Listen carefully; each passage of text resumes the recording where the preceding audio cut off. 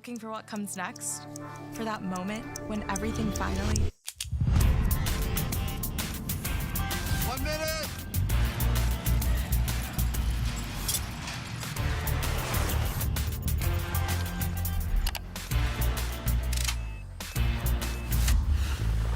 Whichever path you choose, it starts here.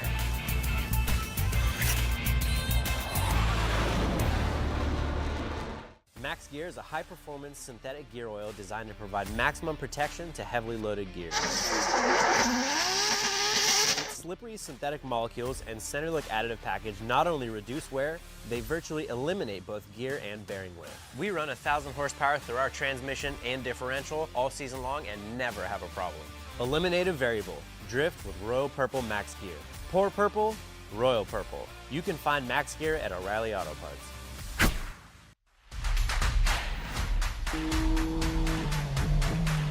モータースポーツで得た高度な技術、すべてのレイズホイール一本に込める魂は永遠に変わらない。ビヨンド・ザ・レボリューション。ザ・コンセプト・イズ・レーシング。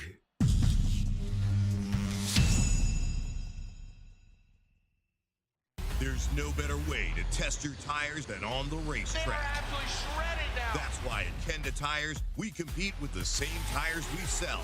And that's how the technology built into every Bethesda UHP Max tire goes from podium what a performance to pavement. Whether you're a professional driver chasing podiums or a grassroots enthusiast looking for weekend excitement, Kenda Tires are designed for your journey. NGK, the leader in high-ignitability spark plugs, is proud to announce the launch of its Mod Performance Ignition Coils. Designed and built for performance, Mod Coils feature custom primary and secondary windings to increase output and performance. Mod Coils provide maximum levels of dielectric strength, voltage insulation, and durability. Level up like the pros. Choose Mod Performance Ignition Coils from NGK, the official coil sponsor of the Formula Drift Prospect class.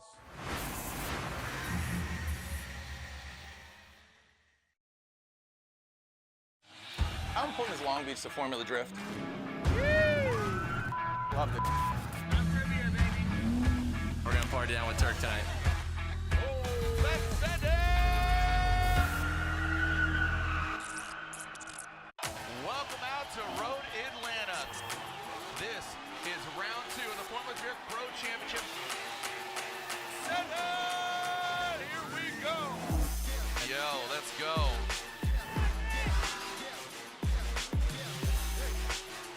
Now he's looking strong up front. Boom! Oh boy!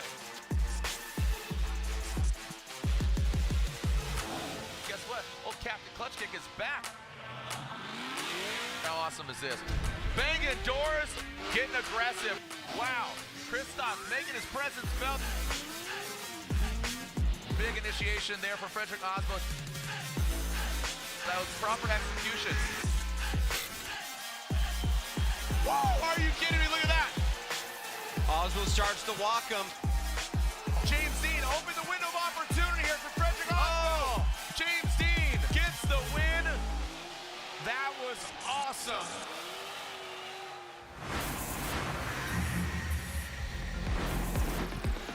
Holy cow, look at this. It's a biblical day here at the Type S Road to the Championship presented by AutoZone. I mean, you can't ask for better weather, better vibes, and a better time than right here, right now, round 2 of the Formula Drift Pro Championship. It all began in 2004 as an idea, 4 rounds, and it all began here. This is the birthplace, the womb, where the red dirt meets the asphalt of this iconic track. A keyhole, a horseshoe was paved many moons ago, and here we are to tear it up once again. The fans come out in droves, and I'll tell you what, driving into this place was absolutely electric. You can feel the intensity either through the screen, through my voice, and next to me, once again, is my co-host. I'm Jared Deanna, Jacob Gittins, host of the AutoZone podcast. Absolutely excited to be here once again. Jacob, how excited are you to be here, and what give us kind of a temperature meter, a gauge of what is going through your mind. I'm pumped. I'm always excited for this round, and I know the fans are too. I mean, last night when we were leaving, people were parked, camping, getting ready for this morning just to come in. It is packed here. Yep. It is already slammed. We're top 32. Good luck finding a seat. The pits were packed. You could barely walk through this place. It was great, and yeah, everybody I saw was like, oh my God, everyone's partying. It's going to be a great time. Yep. You know what's so funny is, and there are judges right now. You can see getting the tutorial on the pads right there. There we see Reese Marin, Brian Egger, and Robin Ishida. Cheers to the camera. There it is. Robbie pops in. He didn't want to be close to the camera today. He says, well, Brian's a little bit shy. He's a little shy guy. Pretty fly for a shy guy, though. And, just like you said, just the anticipation for this event, you can feel it. We had an amazing round one coming into this round. It's just been really fun. The new format, I love it. I think it's great. It's all killer, no filler. We're talking about all tandems, no single run qualifying. I thought it was great. All started Thursday night, right? It actually started Wednesday night. We partied across the street at Lanier for Type S, night lights, courtesy of Nappy Boy, Larry Chen, and all them. But Jeff Jones, man, he showed up. The boy from the West Coast said, all right, hold my beer. Let's check this out. Ryan Littoral as well. Both these guys who have had a little bit dips and drips, but they put it down for their town. What do you think? Yeah, it was great to see. I mean, a lot of drivers, it looked like they were kind of shaking off the rust, building the momentum. Coming in today, they've got that momentum. We saw, Brad did. We saw some incredible battles, and then you finish it up and you're like, oh, we've got a whole another day to do all this again. And yeah, some people kind of came out of the woodwork and drove like we've never seen them drive before, which is what seating bracket is meant for. Yep. It's almost like a development where you get more seat time. You got to win one battle, you're in the show, and then you can just keep battling. It's all for pride, it's all for ego, and it's all for the fans. Yeah, Diego Higa. So what does that mean? Basically, we backfill those 8 spots, right? So we are pre-seeding that 24 and then backfill to fill the 32. So going off of the previous round, that's what we go off of. Seeding the 24, pre-seeding, we pull a chip, that restacks them and tracks them, and then we backfill with the 8 courtesy of the seeding bracket. Bragging rights, that's what it is. And I really liked what you said there, Jacob, as far as, getting more track time, getting consistency. But James Dean winning the round. Guess what? Vaughn Gittin Jr. had to go through the seeding brackets, and unfortunately, the boss man, RTR, Captain Clutchkick, who won here last year, will be the first battle against his very own James Dean, who is, again, 3-time champion, going for a championship. He is on a championship run. There they are. Look at James and the boss man talking right there. Yeah, and I mean, anybody who thinks that team orders are going to come into play, no way. Vaughn Gittin is going to. I don't know. I beg to differ. I don't know. You really think so? I think maybe he thought about it, and then he's going to get to that start line, and instinct's going to kick in. He's going to go full mode. It's going to be May. Is that what you're saying? It's going to be crazy. Big rule changes this year. Elaborate on these. You can read it, but elaborate on them. Yeah, big reduction in automatic incompletes. We really think about, 3 tires off, okay, the run's over. It's not anymore. Nope. The only way to really zero or incomplete or whatever you want to use is if you straighten for 2 seconds or you spin out completely. So that has been absolutely massive. So if you see those large mistakes, just know it's a detriment, but it doesn't mean a zero. One more times are meant for just good runs, not bad runs. Very oversimplification, but I think that's the best way to look at it. And the other big change is debeating. If you debeat on that first run without any contact, you don't get to change the tire. If there's contact, you can change the tire. Both drivers get to change their tire. And that was really instrumental because of what transpired at round 1. That was something that we have visited, but we wanted to revisit. So here's our 2024 season schedule. Obviously, here we are at round 2 here in Atlanta. James Dean leads the pack. Do the math, 100 points, of course. And then we move on to Orlando. Shoot, in just a short 2 weeks, it's going to be hot there. And then I love E-Town, first ever purpose-built St. Louis, Seattle, which I love is quickly becoming my second favorite round after this. And, of course, Utah. And James Taylor Dean, as I call him. I've seen fire and I've seen rain. He literally saw fire on Tuesday, and then he saw rain on Saturday, but he came out on top. And, hey, guess what?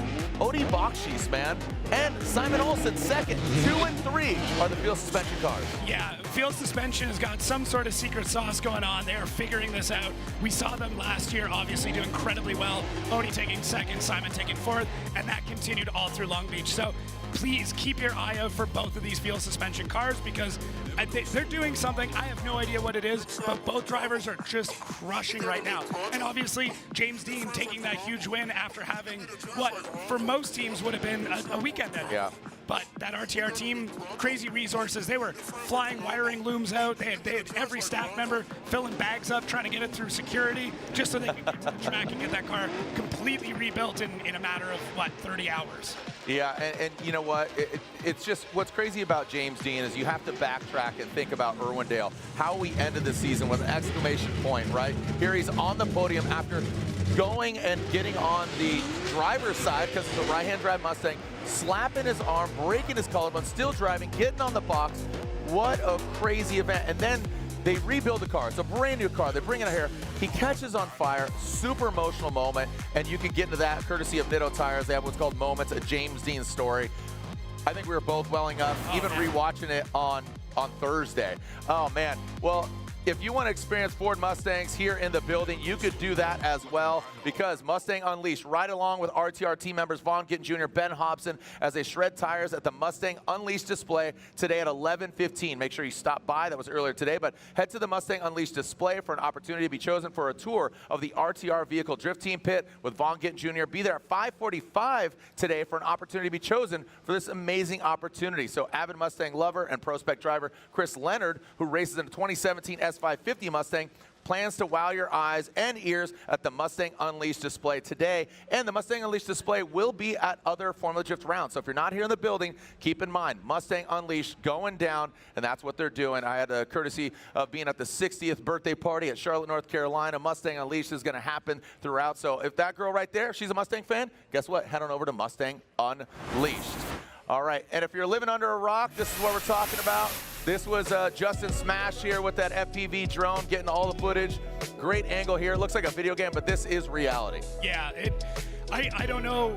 I don't know how they did it. I really don't. I went and checked in when they were rebuilding. I was texting people. You know, they took the car to Dean Carney's shop. I was texting Dean to see what was going on, and just they show back up and it looks like a brand new car. The only way you would know is the fact that the mirrors were still melted because they didn't even have spare mirrors yet. So it was absolutely crazy. And yeah, Lorette actually had a few minutes to chat with James Dean and, you know, see what was going through his mind when all this was going on. Well, he is not on fire, there's no broken bones, and he is not sick. James Dean is killing it here in round number 2, and he's going against the big boss man, my gosh, in the top 32. What was the discussion like between you and Vaughn Gittin Jr.? So there's, you know, he's wearing many hats. He's a team owner, he's a badass driver, and now we're ending up battling in the first battle, opening up the show here at Formula Drift Atlanta. Not exactly what we wanted, so I think he was thinking about it more than I was. So for me, you know, to win an event, to feel the best after doing well, you want to beat the best, you know what I mean? So I want a straight up battle. And he was he didn't know what to think at the start, but when we started talking about it, he came on this morning and he is ready to battle. So I think it's going to be a crazy way to start the show here today. I'm very excited. These two cars are working great. He's a master at this track, and we're going to be not trying to give him an easy time. So we're going to push hard and put on a show for the amazing fans here. Yeah. And I love that, and that you're finally feeling 100% and going against a driver that is going to be a heads-up driver. That must inspire a lot of confidence for you. For me personally, you know, often having a big battle in top 32 is really difficult. But in a way, when you're battling a top driver, you know, if it goes wrong, then you're beaten by one of the best. So it's not that hard to take as if, you know, something went wrong and everyone was expecting you to win. So this is a straight up battle, and no matter what happens, one of the RTRs will move on to top 16, and we'll be pushing hard to go as far as we can tonight, whoever it is. James, good luck. Thank you. You know, this is previous, obviously, to them being on the start line. There's James Dean behind the wheel of his trusty steed. Lorette texted us and said the engine bay is still charred. Still got a little flambe on. I know you come from the kitchen, but guess what? If you want to cook up a good time, bet now. If you're a betting man, place your bets, because $5 could win you $100. You know what? Spend 10, 20, whatever money you got, just go ahead. Put it out there. Scan the QR code, or you can go to NXTbets/Formula D, and you can place your bets. It's $5 to win 100. Who's your money on? Who's your money on? Man, I really like the way the field suspension team is looking. I mean, that amount of momentum, it's real tough to deny just how consistent they've been. Yep. You know, and You said, I don't know what, I don't know how. I think you know a little bit, and I'll just say that it's, well, we know a lot, right? We know enough to be dangerous. But I think the secret sauce is S chassis, the products, the wide array of things, the horsepower, and then having another car that's duplicate. That just goes to show you just on how powerful Odi Bakshis is and all that equity. So again, Jared DeAnder here, Jacob Gens, thank you so much for joining us here. We're down for a good time. Thank you so much for joining us here. It's an absolute pleasure and honor. Jacob, you're doing such a great job with Outer Zone. Thank you so much for, here's the shovel, bro. Can you dig it? You're digging in there and you're getting all the sweet treats. Dude, we did that Pro Spec episode last night with the top 3 finishers. Everybody all at once, covered in champagne. It was great. I think we're going to do it with Pro tonight. So should be fun, a little hectic, and it's my kind of hectic. Emotions. Yeah, emotions. a lot of emotions. Yeah, and that's the best storytelling, when you don't even have to ask a question, people just elaborate. And we're going to see who it is. But right now, it's a beautiful day, and it's going to be a beautiful day into evening. Let's take a look at this iconic course. D-cell areas, and you had the opportunity to just sit back and watch Pro Spec. What were some of the areas that the judges, again, Reese Marin, Brian Eggert, Robin Nishida, where do you think they're focusing in on? What's the critical parts? I think a great indication is how we've changed what the D-cell area looks like. It's a little darker to one side and it fades out. That's because you're going to expect a sudden D-cell when they go to initiate, but they should be speeding up, and you can see by that inner clip 1 and 3, got to be on full throttle. And then look at the green lines, that return line. There is no inner clip when you're coming back down the hill, so you're able to play with the line a little bit more, get more aggressive, get tighter to the track, squeeze them out, push wide so you can get a ton of angle. It allows the drivers to have a little bit more fun, play their game, drive the way they want to drive in that section. So expect some really big things after drivers come out of the keyhole to see how they're going to play with this track a little bit. Well, we are getting our cars in the burnout box. There's going to be a quick interview, Lorette, but you're with the gentleman that won it Thursday night. What kind of momentum does he have? Lorette, up to you. Well, we're definitely hoping for that momentum. You're changing a few parts here, Jeff? Yeah, we jumped into practice this morning thinking the car was great, and of course there's always small failures. Just the V-band clamp let loose on us with my run with Taguchi earlier. But we had the one chase there and then did a 1 lead lap, and then practice was over that quick. So, but hey, I had practice the other day, but ground temp here changes drastically at Atlanta. But I'm feeling pretty good. The muscle memory's there, just got to adapt as we send it. Jeff, thanks very much. Good luck. Thank you so much, Lorette, and good luck to you, Jeff Jones. After an absolutely stunning performance there. Simulators play a major role here. Sim Magic, our official simulator sponsor of Formula Drift. They have an amazing display, but I know a lot of people have been using them, including Manoa, who actually, got that victory there at round 1. But speaking of round 1, James Dean, our current leader, against the boss man, Captain Clutch Kick. He won here last year, 2-time champ. This gentleman, can we start any more aggressive with our points leader, 3-time champion, going against the boss man, 2-time champion, who could play dark horse in this whole scenario because he's only doing 2 rounds this year. This round and Irwindale. Yeah, this is, I'm holding my breath. Okay, so you don't hold it too long. Okay, don't black out on it. Here we go. Well, we're about to black out because James the Machine Dean versus Vaughn Gittin Jr. James Dean leads in an AutoZone Mustang RTR Spec 550. Comes in, look at that, pulling that left tire up. And Vaughn Gittin Jr. goes into the dirt and now comes up the hill into that horseshoe. These are bucket Broncos here, so it is fitting. Vaughn Gittin Jr. gets in the dirt a little bit. Here comes James Dean. Tight is right there on that inside clip number 2. Now coming back down the hill into that last inside clip, which is the first. He does tap it, but overall, a really good run by James Dean. I'll tell you, Vaughn Gittin Jr. not duplicating exactly what James Dean. He went off course, going out of inside clip 1, going up the hill. Watch it again. Yeah, so James Dean, this is the type of initiation he's been doing all weekend. Not a big swing, just a bit of a shallow one, tight and right. Then we see Vaughn with a big correction there coming up the hill. Now, as we get into the keyhole, Vaughn starts to dive back in, but James already through that keyhole, getting a ton of angle as he comes outside of that second outside zone through the inside clip. And then through this middle section, you can see Vaughn pushing as hard as he can, timing a really, really good transition there to get back in. So Vaughn making a couple mistakes there. James Dean being the typical Machine Dean, almost perfect out in the lead. So it is going to be tough here for Vaughn. He's going to have a perfect run, and James is going to have to make bigger mistakes in the chase in order for that to swing Vaughn's way. Do you think he's going to just force him? I'm telling you, they're in the cars now. Yeah. We're halfway through this battle.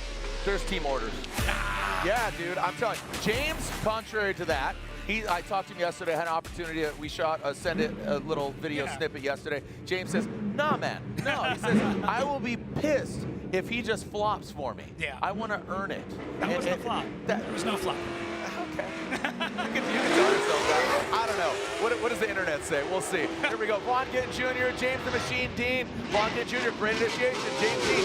And I know he's going to earn it. He's going to earn it properly, but I'd hate to see them go and crash or a scenario like that. There goes James Dean. Oh, Vaughn goes wide. In an outside zone two. James Dean goes for the pass. Boom. There we go, baby. Vaughn Gittin Jr. gets it back. He says, "Hey, I'm sorry, boss. You step on your toes. Let's come back and bring it back." James the Machine Dean. He says, "My bad." Vaughn Gittin Jr. overshoots it. Is that a flop? We'll never know. We'll never know. All the spotters. All the spotters looking at us. All the spotters are staring at us. Okay. That's a lot of you heat. You guys, again, we'll never know. Yeah. Look at both. Let's look at it again. I called it. I'm just saying. I've been here a longer time than you, Jacob. That's fair. Vaughn Gittin Jr. has had 2 perfect events here, so it is tough to see him drive like this and have these types of issues. I have heard a few things that they might be struggling with a couple mechanicals, but Vaughn coming up to that first outside zone, pulls some angle out of it, shoots the car forward, and does go super wide through that zone. Once again, we don't have that. James Dean was looking for a pass there. Vaughn squeezes him out as they come back down the hill, but that was a pretty big mistake there from Vaughn Gittin Jr. while James Dean holds everything together. Could we see James Dean win another Road Atlanta like he did back in 2017? I don't know, but I don't think Vaughn's going to get a 3rd win here. No, unfortunately not. You know, and he raised a ruckus when he went against Joao Barrion in the seeding bracket. There were some tumultuous things there, but overall, it's James Dean. Regardless of what happened Thursday going to today, if it's I say it's team orders. Regardless, guess what? James Dean gets the win. He's moving on. He's your points leader. He's advancing on to the 16. I think Vaughn had something to prove. Look at that. Yeah. And you know, I mean, even if it was team orders, I think that's the right decision. I mean, if I'm ruling the roost and I'm doing 2 rounds, I want my dude to move on. Why would I stick the leg and take him out and put him in a body bag, man? Yeah, no, that's fair. That's fair. I mean, we did see battles like that back, what was it, Irwindale against Denofa, where he took Denofa out. I mean, I'm saying there's definitely there's some stuff going on, but keys to victory. Yep. Quick and dynamic initiations. They don't want just long e-brake pulls. Reese and I were talking about that last night. On throttle before inside clip 1. Use angle to set up the car for outside zone 2. So as you're coming up through that straight section of the keyhole, and don't cut the line exiting the keyhole. They don't want you off-roading. They want a nice smooth transition out of there. So you'll see here a big difference between pro spec and pros as they come down the hill. The pro drivers are going to light up their tires. They're not just going to crank on the e-brake and ride it and flat spot it all the way down. They will light up the tires and keep them rotating. You will still see some e-brake checks, but that's the big difference between these 2 groups. Well, I mean, there's a horsepower difference. There's tire there's difference. A ton. There's weight difference. There's a lot. And also coming out of that horseshoe, removing that touch and go, I really think gives you some creative control. Yeah. Yeah, you used to have to either push out wide to come back in, depending on what year and how we had it laid out. Yeah. Yeah. All right, Trent Beachum, Dylan Hughes. Enough about James Dean. He got the win. Vaughn Gittin Jr. out. He gets to watch cheer on his boy. But I'll tell you what, these 2 BMWs, they were shredding in practice. Look out for Trent Beachum here, that Nexon Tires Clonex BMW. He's got that V8 under the hood. We got the 2J under the hood of Dylan Hughes now coming into that second outside zone. Trent Beachum, he puts it right in the right spot. That's sweet right there. That's a BMW filled donut. Now into the second clip. A good job there. Now coming out. Now what do we got? Now coming back down the hill into inside clip number 3. Number 1 is number 3 once again. Pretty textbook. Yeah. Good job by Trent Beachum. Like I said, in practice, I was wildly impressed by what Beachum was putting down. Beachum is really coming into his own. We saw him last year in Utah do a good job, and this just continues on here.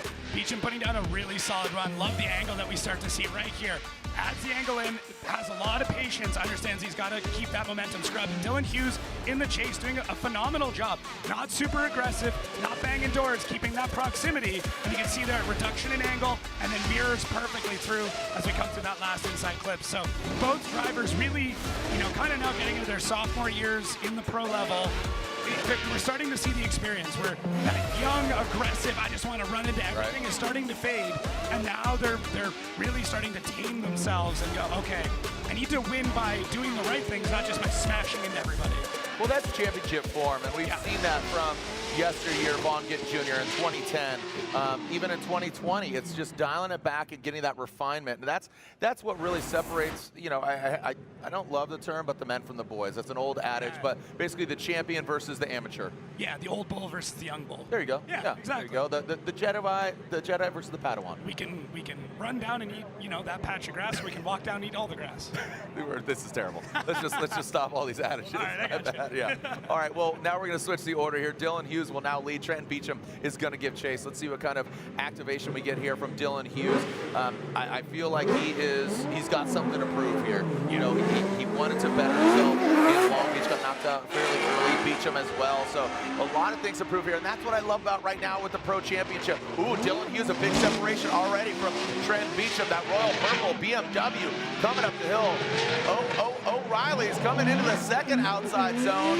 Beachum now goes into the beach. He literally grabs an umbrella on the beach. Unfortunately for Beachum, he overshoots that second outside zone. That is going to be, again, not an incomplete. These are just ticking away as far as, again, mistakes. Yeah, I mean, out in the lead, Dylan did have a couple of things, especially here on initiation. So let's see as he comes down the hill. Good initiation there, but watch this inside clip. He's about 2 feet off it where Trenton was in the right spot there. Now, as they come up the hill, you can start to see the smoke fill in the cabin, and he scrubs angle, shoots out, and that's what pushes him wide. Has to almost reinitiate there. Wasn't a full, complete stop of drift, but it was not a great section of that course. And then Dylan Hughes, realizing kind of the mistake there, does a great job through the rest of the run. So one, I would say, small mistake from Dylan Hughes in the lead there, but that did, you know, that there was a pretty big mistake from Trenton Beachum. It got offset by Beachum's more kind of dynamic mistake. All right, so, oh, look at this. All right, so now we got Egger closer to the camera. We can see him up close and personal.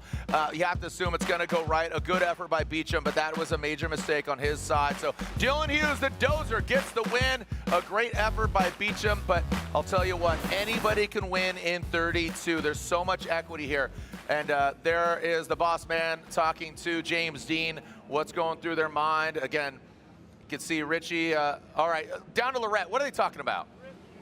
Well, obviously Vaughn is talking to James Dean, and James sat in his car for a minute. And Vaughn, if I can ask you real quick, I saw... Was it a flop? Was it a flop? Lorette, ask him. Irwindale. It was a flop.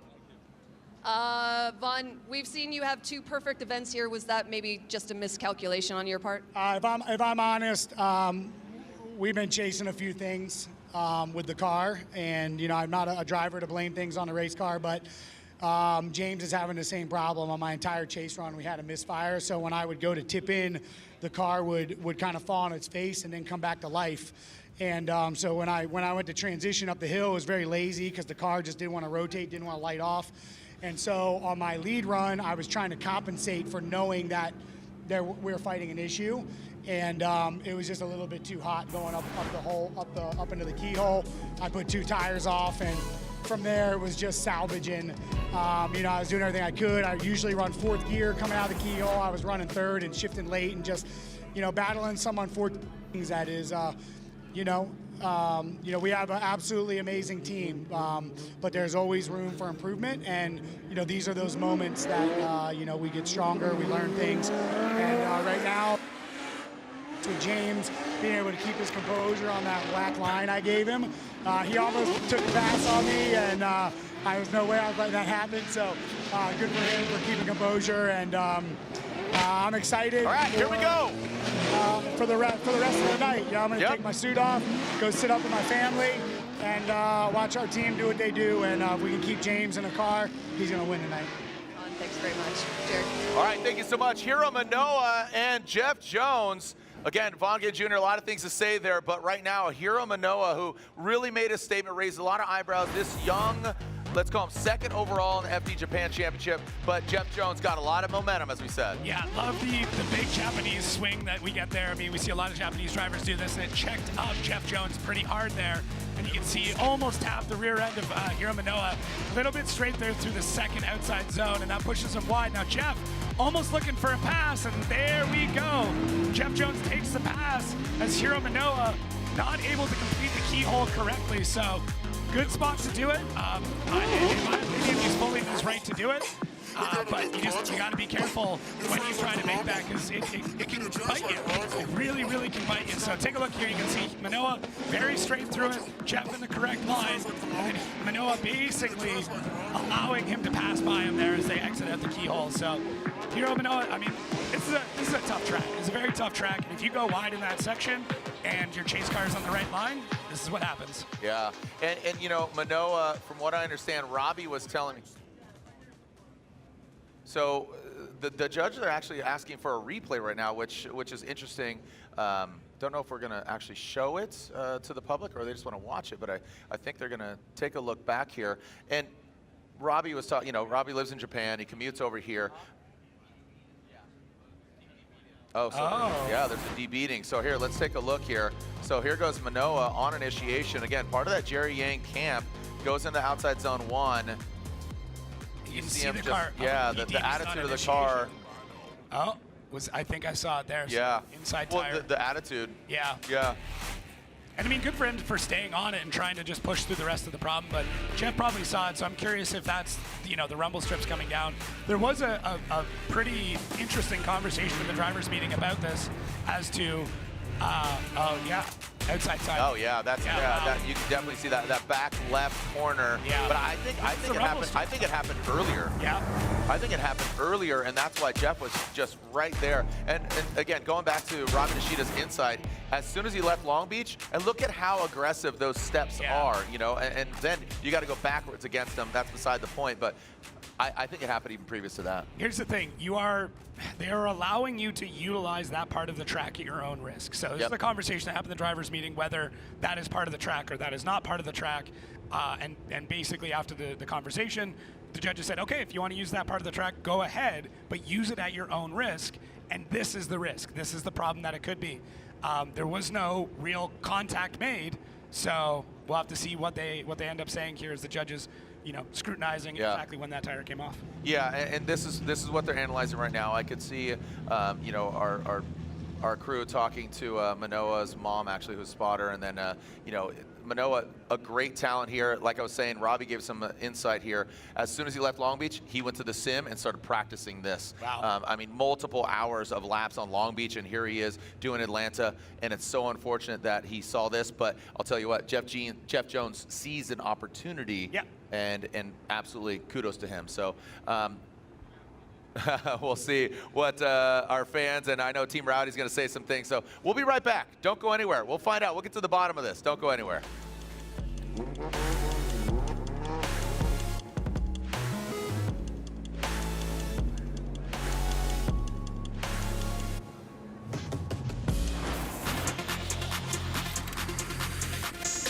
In drifting, everything's a mental game.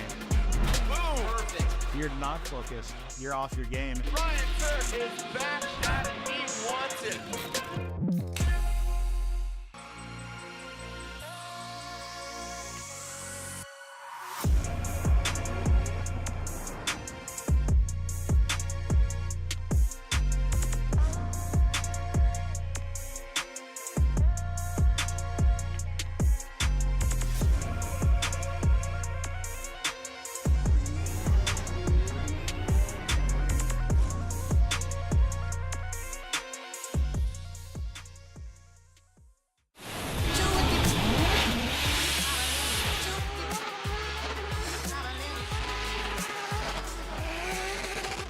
Performance racing, battle tested in Formula Drift for the last 4 years.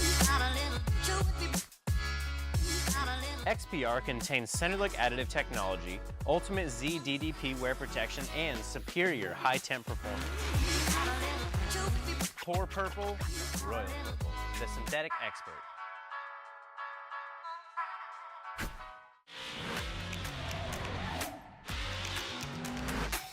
Drifting is not just a sport, it's culture, it's in our blood.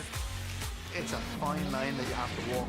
You have to be able to adapt on the fly and be able to drive on your instinct.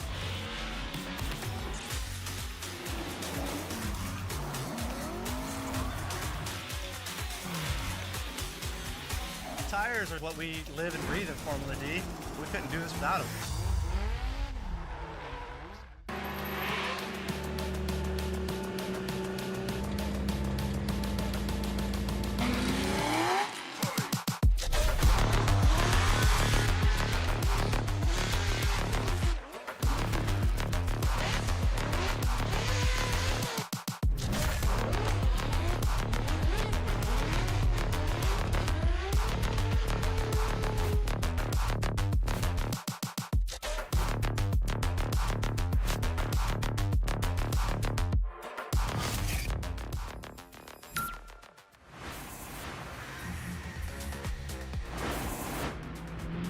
All right, so let's take a look at this here once again. Now, what happened here is there was contact. Here are tire debead rules. Rear tires required to make 2 consecutive runs. If they debead with no contact, you're not allowed to change the tires. But the tire may be changed in a competition timeout, only allowed to debead due to contact. If changed, both competitors may change tires. So the scenario is contact happened, so we are allowing them to change their tires. Yep. In addition to that, Jacob, elaborate on that. Yeah, so it looks like there was a small amount of contact after initiation. That's what fits. That is Yep. the rule book. So if that didn't happen and he just went off track and that tire came off, at that point is a different story. But 2 vehicles collided. Yep. It's very difficult to say exactly what happened in order for that, but you can see a very small bit right there. And that's all it can take sometimes. So, and then that is the same side. As he comes up, that tire could be leaking at that point. Then he goes on the rumble strips and pulls the tire off. We would love to be able to get every single camera angle and have hypers. We don't have wheel cams. Yeah, enhance. Right. But we have to make the call for what we know now and keep things rolling. So the scenario is they'll both get to change tires. Basically, Manoa, is at a deficit. That's what it is. Yeah, at the end of the day, they can change tires, but Manoa still had a not great run. So. Absolutely. Yeah. Well, so we will revisit the Jones-Manoa battle. Right now, we're moving on to Matt Field and Adam LZ. Talk about another, spoiler alert, Adam LZ trying to disrupt who I think is a real competitor for the championship. He has a lot of aggression. He is he's smooth, he's calm, but you don't see the feet underwater unless you're watching Instagram. He is absolutely all, both these guys live on the internet and social media. So here we go. Matt Field has four-lay exhaust. Heatwave Lean Customs Corvette on GT radios coming up the hill. Then you got that Drip HQ BMW of Adam LZ. Matt Field filling all that stuff. Adam LZ dives in with that BMW E36, now transitioning back down out of that horseshoe. Here comes Matt Field into that final inside clip. Great angle from Matt Field. It looked like he was just flicking that car, right? It looked so feathery light. Yeah. And Adam LZ was kind of diving in, good proximity, but was he mimicking the angle? Yeah, Matt Field right off the jump there, using every single bit of track. You can see Adam now starting to dial in, starting to reel Matt Field in, is using a ton of power getting up the hill. And then right in here, this is where Adam decides to make a bit of a shot. Dives in pretty quick. Matt Field keeps everything nice and right through those inner clips. This is where we start to see Matt use a bit more of a midline. Adam does a decent job at mimicking there, could have done a little bit better. And then as they come through that inner clip, Adam really tightens it up, gets a really great job at mimicking at that point. So Matt out in the lead. I really didn't see anything too massive for mistakes. Goes basically all the way through that zone. Could have been a little bit tighter on that inside clip. And then Adam in the chase does a good job mimicking right here at the end, but could have been a little bit more parallel through that transitioning point. So yeah, I mean, these guys have battled it out a few times. Matt's taken 2 wins, Adam's taken 1. Yep. This could balance this out. I mean, there's a little bit of history here. There's been some comments made, and yeah. Well, Adam has, he has ravenous fans. Obviously, they love what he does either on the internet. And he wasn't intended to be here. He was actually supposed to be over at Drift Masters, but some shipping mistakes and all that. So here he is. We're blessed to have him here. Super excited. But Matt Field is saying, like, yo, don't spoil my potential championship run here as Matt Field dives in. Transition in. Big mistake by Matt Field. Wow. Massive mistake by Field as Adam LZ continues on through the course. Field going into the first out. Oh! Adam makes a mistake. Okay. Alrighty then. Holy cow. Clutch your pearls, kids. Okay, so look at Brudski looking on, everybody looking on. That was a shock to the system. Matt had a massive mistake, but again, incomplete. Yeah. TBD, that's the judges. And again, they did such a good job yesterday. Hats off to Brian Eggert, Robin Ishida, and Reese Merritt. Let's look at it again. Back it up, wind it, and reverse it. Yeah, Adam lighting off the tires as soon as he comes out of the gate. You can see here Matt getting really aggressive and then kind of loses it through this transition and smoke. And then almost over-rotates, shoots through, dives in at this point, tries to get back in the chase. Adam's lead looks really good, but he is making a ton of tire smoke. And then we see a bit of contact right there. Matt Field in the transition, taking off the back bumper of Adam. Did that affect something? Did that cause a problem? Might have hooked him. Watch that transition. Looks like Matt might have hooked him. It's almost like he grabbed him by the belt loop and kind of pulled him back. Exactly. So Matt here, kind of a desperation move. Almost drive straight, not for 2 seconds, but let's watch here as we slow things down for a better look. Into this transition is Matt's front end.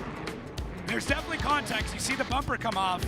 And then right after that, Adam unwinds the car. So, man, really, really tough to say exactly. Yeah, you know, and Matt had that mistake. The smoke really kind of masks exactly what transpired. Yeah. Isn't that a big hook? I mean, you know, if it's kind of the, you know, the plastic on plastic, you know. Yeah, but I mean, there's big steel bumpers behind that. Absolutely. It doesn't take much to get those two like intermingled. You know, it's almost like two deer fighting.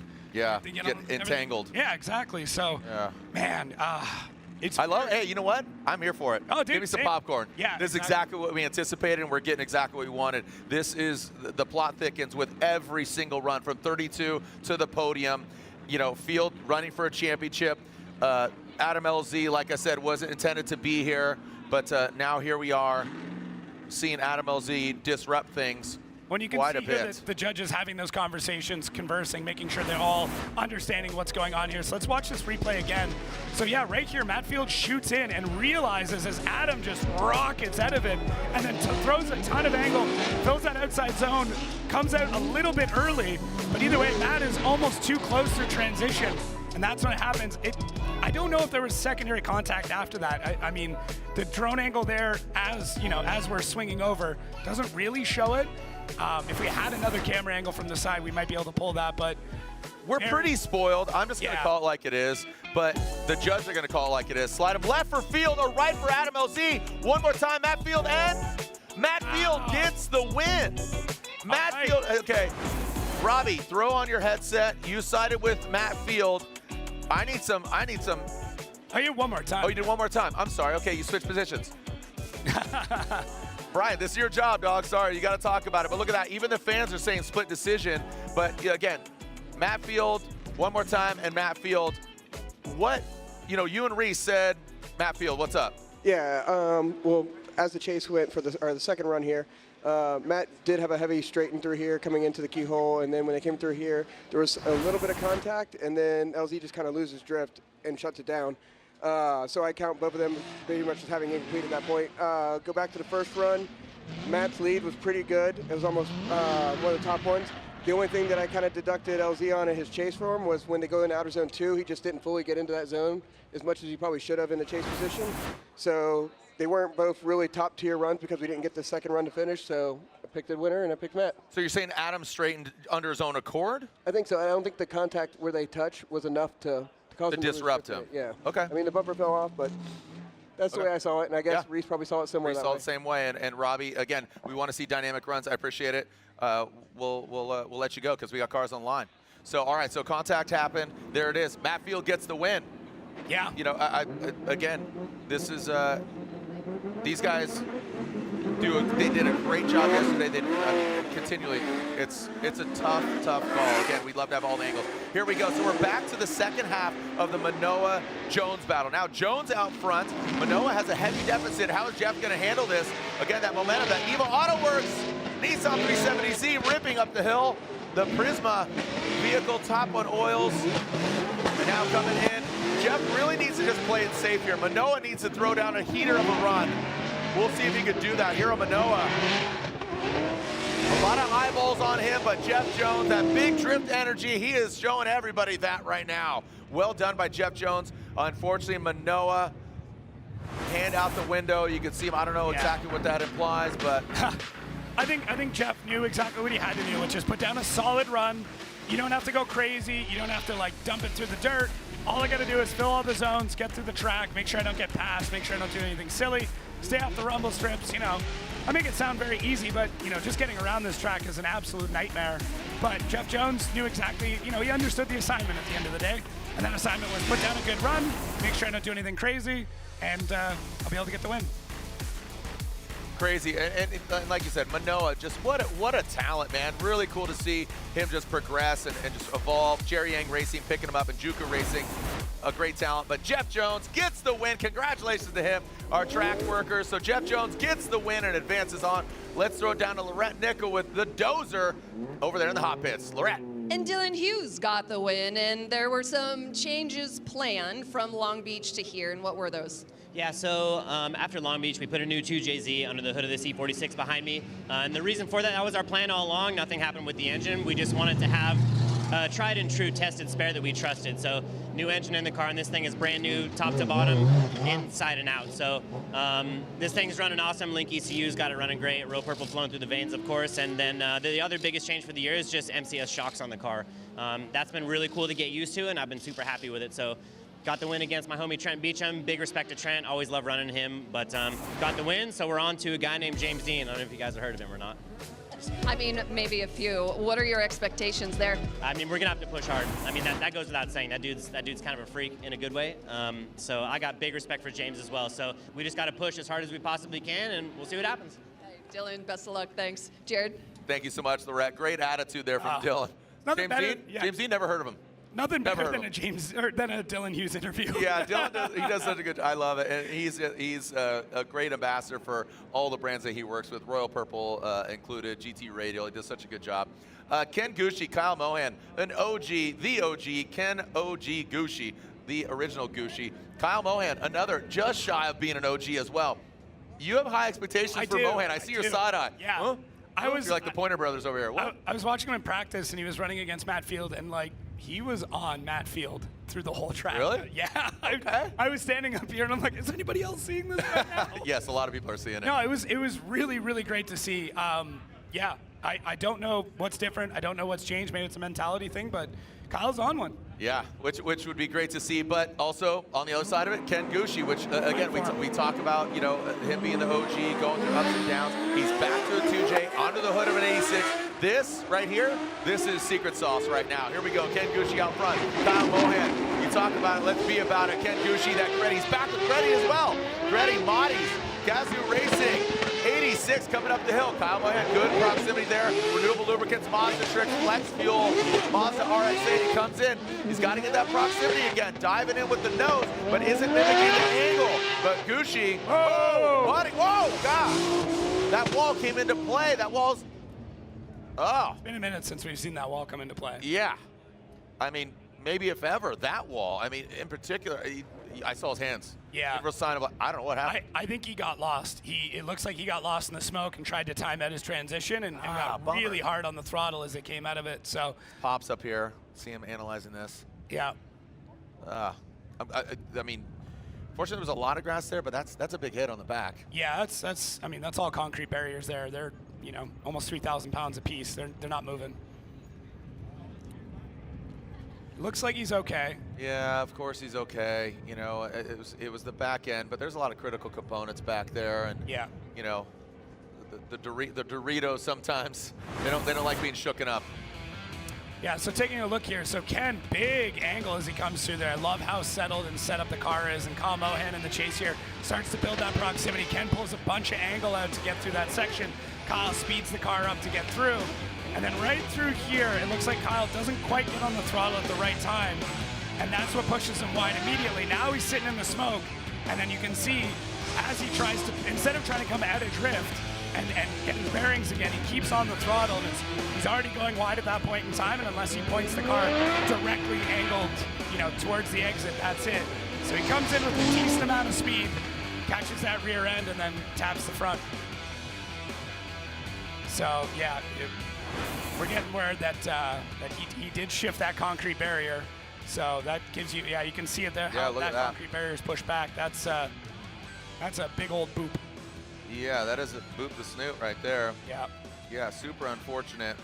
There it is. Make some noise for Kyle Mohan. Still a good attitude. Renewable Lubricants, Mazda Tricks, Vitor, Mazda RX-8. So we got to get him off track. It's going to be a moment. Here's a look at the bracket, how it's shaping up. So James Dean against Dylan Hughes, Jeff Jones versus Matt Field. I like that one. Jeff Jones, Matt Field is going to be a lot of fun. Yeah. Yeah. Yeah, and what's going on, Matt? Yeah. What's going on? But Jeff Jones peaking. Yeah. The right time, man. I mean, he is striking and hitting all the notes. Matt Field, he's still, again, he had the mistake. I think he caught a lucky break there with, again, according to 2 of the 3 judges saying Adam LZ had that mistake. So, all right, Jacob. Well, guess what? Let's take a big woosah. Yeah. We'll be right back. We'll get Kyle Mohan, of course. This is the Type S Road to the Championship presented by AutoZone. Jared Deanna, Jacob Kens, your tour guides. The Red Nickel down on the ground, getting all the heat on the feet. in more ways than one. We'll be right back here at Road Atlanta, round 2 of the Formula Drift Pro Championship.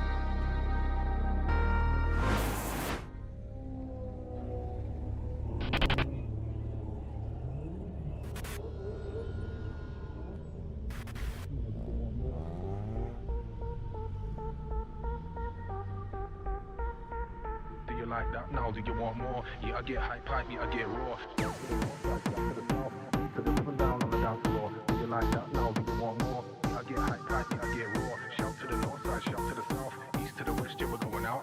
Do you like that now? Do you want more? Yeah, I get hype, yeah, I get 4, 3, 2, 1. Shout to the north side, shout to the south, step to the rhythm down on the dance floor. Do you like that now? Do you want more? Yeah, I get hype, yeah, I get raw. Shout to the north side, shout to the south, east to the west, yeah, we're going out.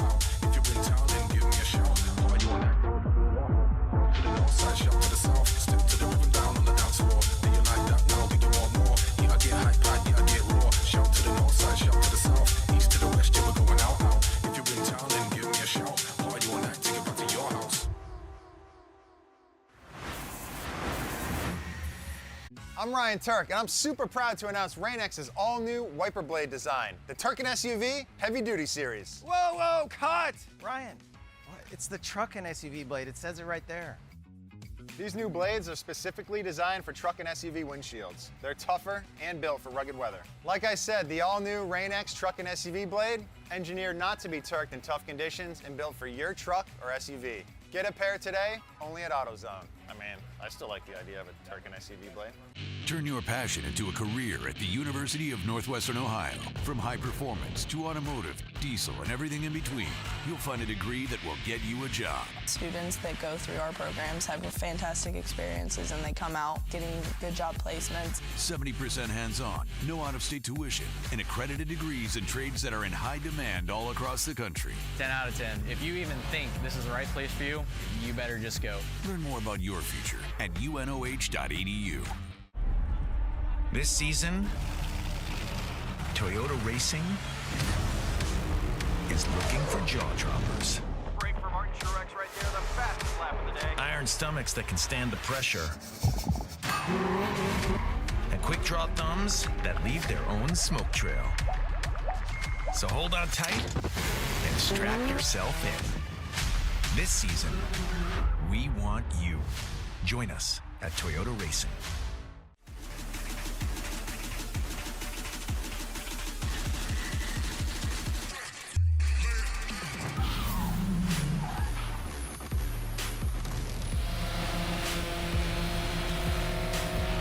Look at that Ditto tire just rip.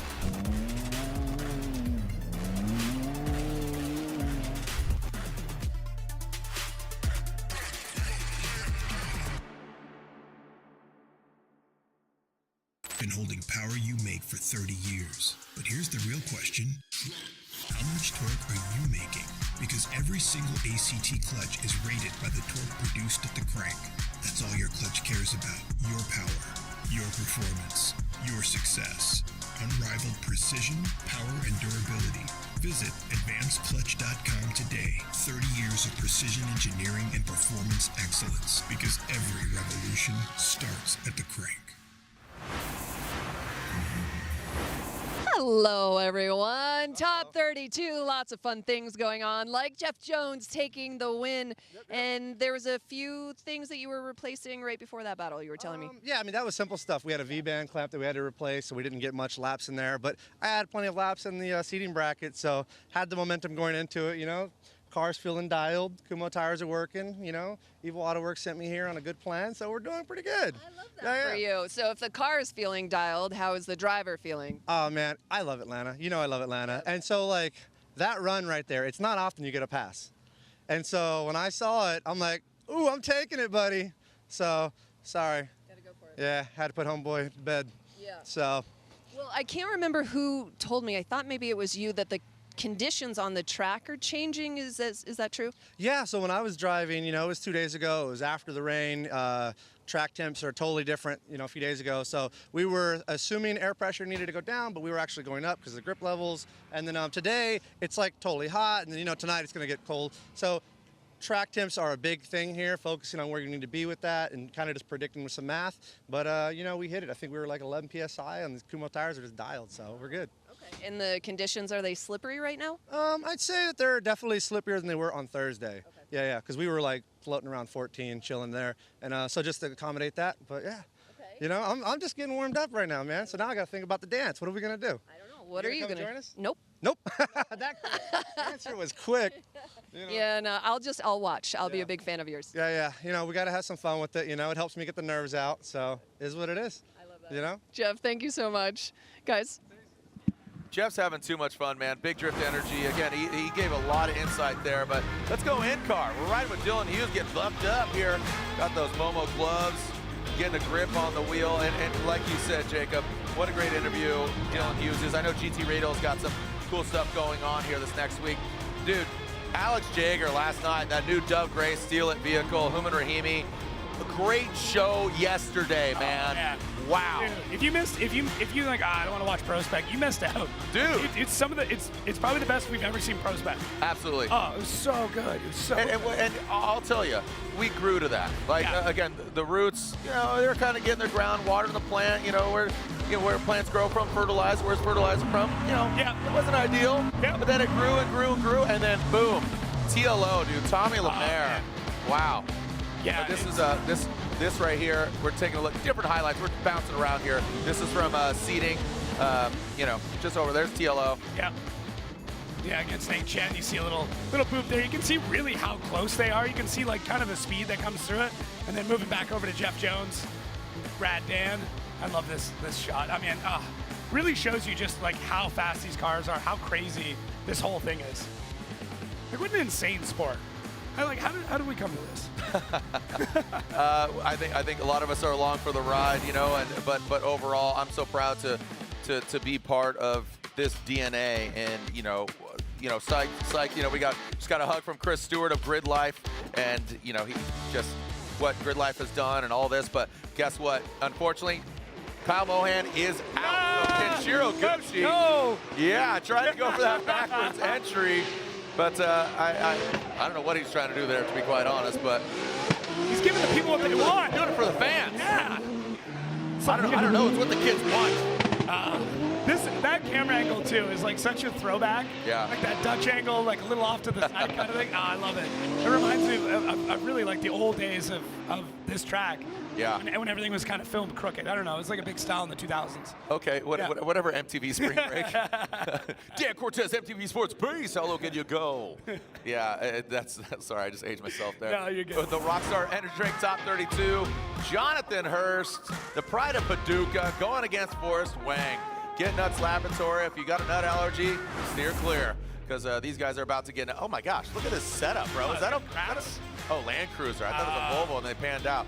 Yo, solid setup. My man's got flamingos. My girl's got the Drift Wizard hat. Lamping and glamping right there. That's what's cracking. Well done. Love it. The flamingos just get me. Yeah.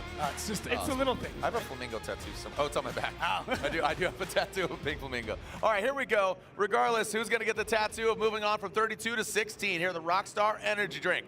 Top 32. Shout out to my boy Mateus and the Rockstar gang. Here we go. The XLR. This thing is a weapon. Loving it.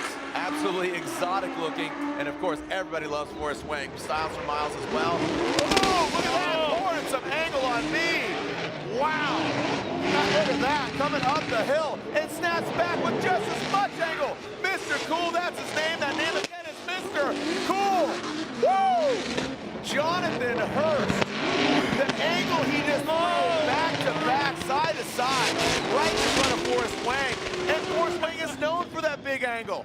And he was even deeper. Dude, get a protractor out. This gentleman is absolutely on one. Jonathan Hurst just tried to out Forrest Wang. That's what we just saw there. Look at this initiation. 90 degrees coming through the inside clip. Could have been a little bit deeper. Sets the car up really smooth and snappy. Up the hill, get a bit more angle, then pours on the angle. Sets the car up perfectly through this outside zone. Forrest Wang, I think, was like in a little bit of shock, going, what am I looking at here? As we see Jonathan Hurst come down, using a midline, sucking it in a little bit more. I mean, Forrest behind him did a great job. Like, that. My jaw is on the ground right now. I'm just watching that run, listening to you talk, and watching that overhead was such a great angle. And the degree of angle he had, but also it was set. Yeah. It was very settled. And Forrest Wang was just, I think, flabbergasted. Yeah, I would. Yeah, that was insane. Here we go. So Forrest Wang needs to really put down a solid run. But look at this. Jonathan Hurst, he's back there quite a bit. Now here he is playing catch-up. So maybe, you know, Hurst was maybe run a little bit slower. And here's Forrest Wang, who has so much style. And he was really criticized for maybe being slow, but Jonathan Hurst obviously popping and locking his way through. We didn't hear that on his first run, so maybe he pedaled it back, and that's what allowed him to give that compromise there. Really sloppy in that chase run. As dynamic as that lead run was, Forrest Wang was clean out front, sterile, but Hurst had a lot of mistakes there in that chase run. Yeah, he definitely got caught a little bit off that launch. I don't think he was expecting Forrest Wang to quite have that kind of speed. I mean, Forrest's driving style is still very stylish, but he has increased the amount of speed that he's got in the car, and you can see that distance that we see there. Forrest Wang out front looks good through that first outside zone, throws a bunch of angle on, very similar to what Jonathan did in the previous run. The difference is, though, Forrest was able to hang on, ride the coattails of Jonathan Hurst through that run, where Jonathan definitely got gapped there right off the bat, which is pretty crazy. I mean, Jonathan is known for his speed, his aggressiveness, and we basically saw a role reversal between both. Judges right now signaling for a side-by-side, so I think they want to take a look at those basically at those lead runs to see who had a better job there. I think in the chase we really understand, but Forrest did have some, I wouldn't say mistakes, but some things he could have improved on in the chase. So Jonathan did get things dialed in here after the keyhole. So if we start to divide the track basically before the keyhole and then after the keyhole, we're going to start to see what's going on. So, there we are. Look at 5. People are saying Wang. Look at the people down there. Who's place your bets. If you haven't placed your bets, all right. One more time. You're all over the board, bro. Yeah. You're all over the board. Say one more. Make a decision.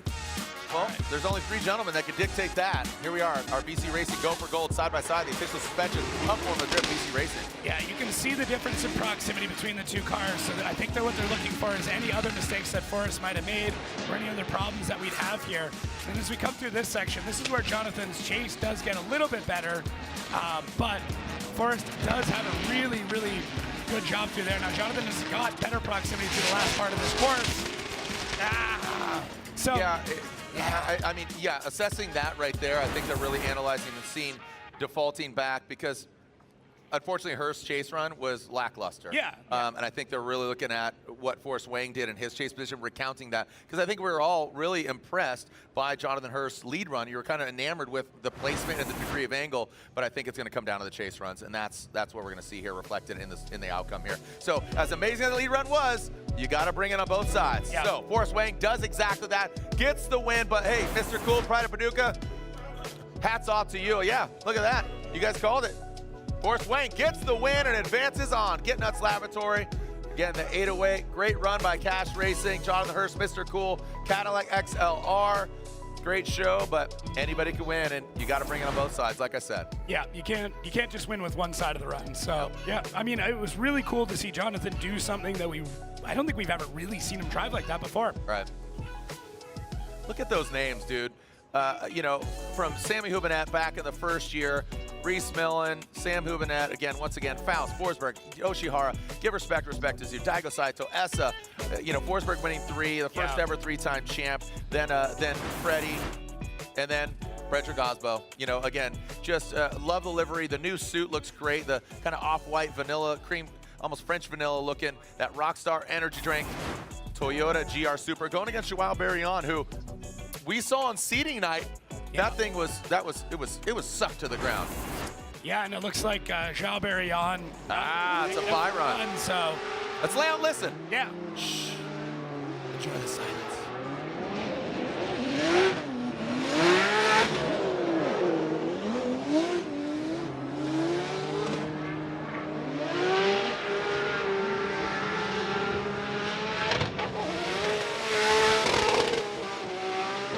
Making quick work there, a bye run. Unfortunately, don't know exactly what happened to Joao Barrion, but he's not here. Just pieced out? Okay. Okay, so Joao, unfortunately not in the building. He's not here, so a quick expedience. Oh, hey, Lorette, what's cooking in the field camp, man? Well, I think what's cooking with Matt Field is that last battle with LZ. From your point of view, what did you see? I did my best to do a good lead run. I really think I checked all the boxes on that. Obviously, he was there. I knew I had to apply pressure. Kind of just initiated too early, and that happens here. It's so easy to do. I saw him start to initiate, and I was like, let's go, and it was just a little bit too early. So my mistakes were kind of all due to the initiation.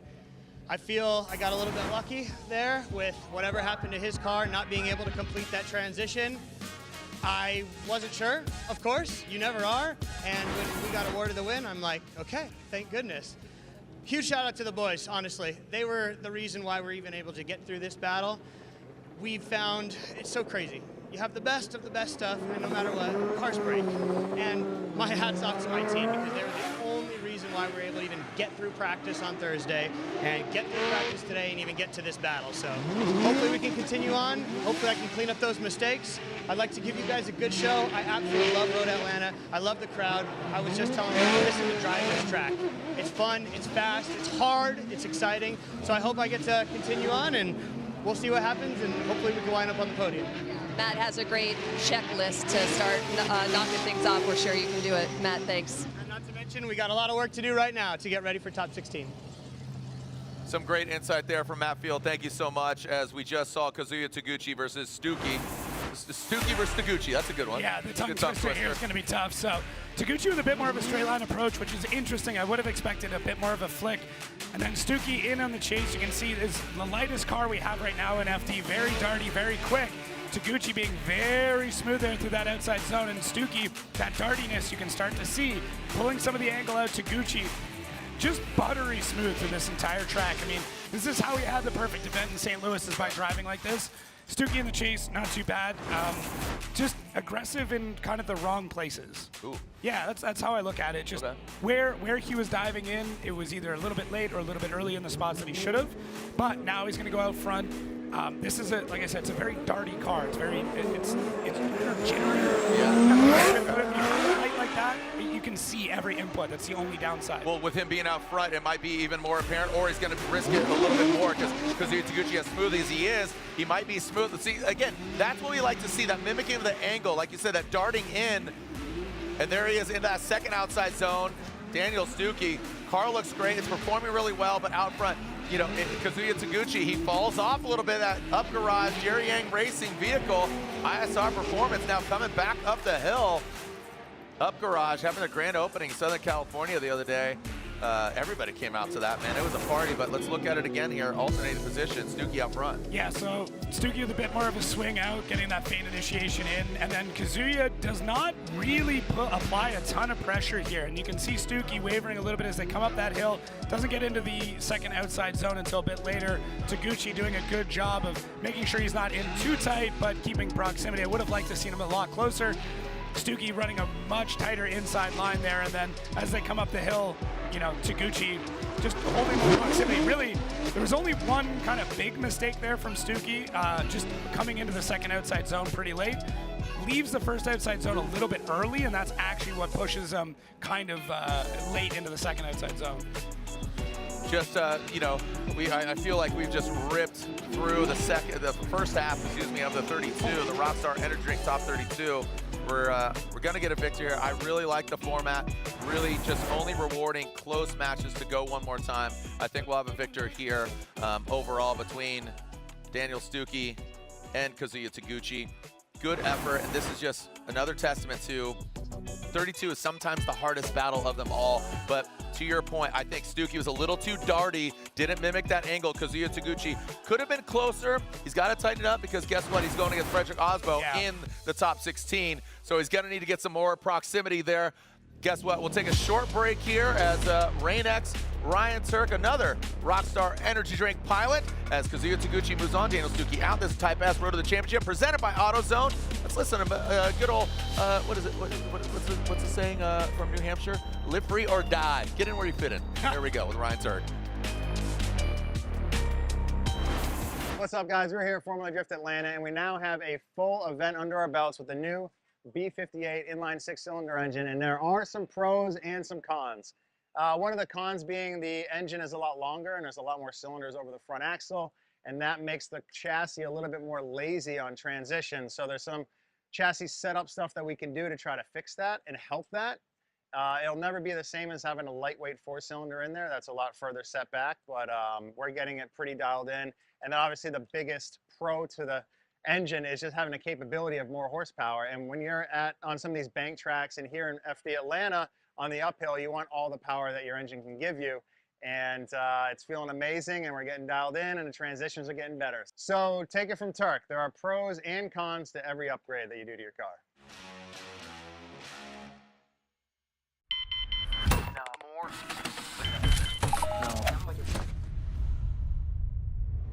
Is this it? This is it! Passionate about a life in racing? Circle track, drag racing, drifting, or monster jam. Find it all at the University of Northwestern Ohio. The passion here is very different than I've seen in any other school. You guys set them up very, very well to succeed and to win in a big-time way. The fact there's a school you can go to for racing is just a little bit insane, but it's very cool because it gives kids like me the opportunity to chase that dream.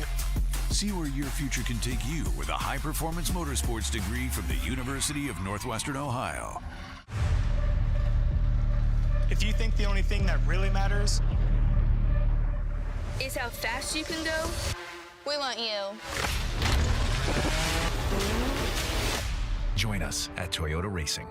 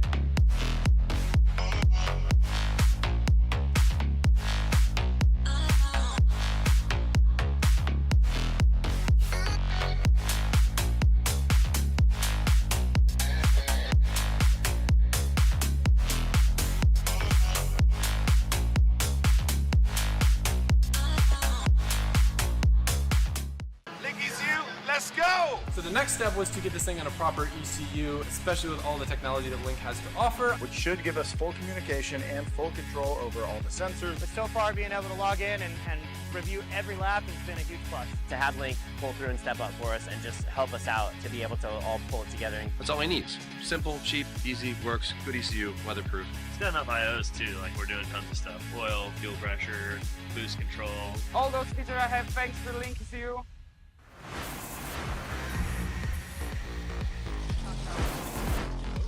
Well, guys, Adam LZ, I talked to Matt Field and I got his side of the perspective, and I wanted to get yours as well. Sure. Before I say anything, I just want to preface this that Matt Field, I look up to him a lot. He's an incredible driver, great dude. Although I do not agree with the call, no hard feelings against Matt. He's a phenomenal driver. I think he did everything that he would have had to do. And I also want to bring attention to the fact that the hardest job in this entire place is the judges, and I do not fault them at all for my fact that I disagree with their call. What essentially happened, I was doing the same lead I'd done every single time. Matt had made a big mistake. He was playing catch-up. He had to do everything he possibly could to try to guarantee a win. And when I was coming to transition from the inner clip down the hill, he made contact with the rear of my car, and what that did is it pushed me to my lock stops on my car, and if I had stayed in the gas, I would have instantly spun out. I did not want to leave it in the judges' hands if they weren't able to see the contact, so I chose to shut down, understanding that he impeded my lead line and there would be no way for me to complete my lead. Again, the judges have the hardest job in this entire venue. I don't fault them for not realizing that, but I am very, I don't want to say disappointed, but I'm sad that we don't have the ability to protest, because I think that this is the perfect scenario where the judges being able to take a second look and understanding that I was unable to complete my lead, I would get the win. So he did a lead, I did an okay chase. He made big mistakes in the chase, and I wasn't given the chance to complete my lead. So I think that I should have won that battle. Okay. Is there anything else you'd like to add? Just again, that I consider Field a friend, the judges friends, no hard feelings towards them. This is just, I don't hate the players, I hate the game right now, you know? Adam, thank you very much for your insight. All right, some great insight there from Adam LZ. Again, just different perspective, different angle. And again, I love what he said. He gives respect where respect is due. Don't hate the player, hate the game. And guess what? The game, sometimes you get burnt. Simon Olsen, Ryan Littoral, as we're about to see Simon Olsen, who got second at round 1, currently second in points. Ryan Littoral, Sunoco Race Fuels Extreme, Sim Magic, Kenda Tires. He is definitely proven to be here, but he's going against currently second in points, Simon Olsen, in that Field Suspension GT Radial S15. Simon Olsen on a tear. 2 different builds, 2 very similar chassis. But look at this, Simon Olsen, woo! Look at Ryan Littoral coming in to that second inside. Oh, we got contact. Oh, he stayed in it, and then Simon Olsen shuts it down. Coming out of that horseshoe, now snapping back, Ryan Littoral finishes out. So again, you saw Simon Olsen try to reinitiate and get back out there, so, you know, hey, we've seen this story, but 2 different outcomes. We'll see how that unfolds. Yeah, so this ends up playing out very similar to what just happened with Adam LZ, but let's take a look here. Simon Olsen doing a good job with initiation, and we're seeing Mr. Littoral there doing a phenomenal job in the chase, mirroring the angle here. A little bit later as he comes into this section, then Simon really tight there, and you can see in that case very clear the impedance that happens. So this is kind of the difference between this situation and what happened with Adam, where right here you can see when they transition out that Ryan is too tight in, and he's impeding. Yeah, and he impedes on the transition. Where I really, in the Adam situation, there's a ton of smoke in there, and it, I guess, wasn't as apparent in that situation as it was here. So very similar. The difference being what we're able to see at the time of that happening. Yeah. So yeah, and again, the chase driver, to just elaborate and expand on that, basically, you know, with Ryan Littoral, he needs to be aggressive. He knows who he's going against. Simon Olsen. He's on a tear. He's absolutely delivering. We saw that in the wet. We know he's a capable driver. The combination of him, you can see him coming out of that zone. That's not a decel area. He needs to be aggressive. Was Simon slowing down? It didn't seem like it, but Ryan needed to be aggressive. He's right there. It looks like he impeded on the transition of Simon coming out of the keyhole. We'll see how, again, take a look at the different angles here. We're going overhead here with Justin Smash, the FPV. So again, a lot of electricity. I think we got a lot of momentum, really good energy right now in 32. So we're going to keep this momentum going. So they are deeming Ryan Littoral at full. It is official. So again, let's take a look at it again. Jacob, walk us through it. Yeah, so Simon Olsen, as he comes up the hill here, good job through this first outside zone, adds a bit more angle. Ryan does a good job to mirror it, and then Simon gets out of that second outside zone just a touch early to come through the inside clip. You can see it there.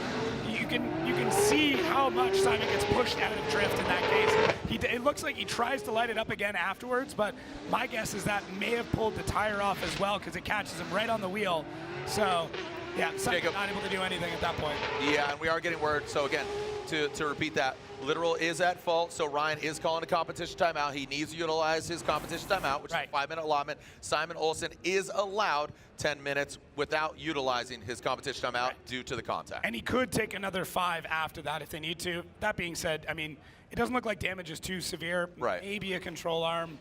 You know, it's not going to be too. You never know. Yeah, you never know, man. True, you know, like you said, he could have hooked something there, but overall, to your point, at first glance, doesn't look too aggressive. No. How we doing out there, Atlanta? Make some noise. Come on now. Let everybody create the FOMO, baby. Talk about Formula Drift. Wish you were here.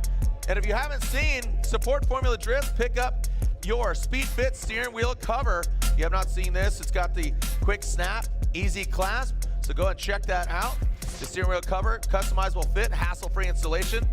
Available at your local AutoZone or online at AutoZone.com. So pick one up. Let everybody know you're a Formula Drift fan with your Speed Fit steering wheel cover.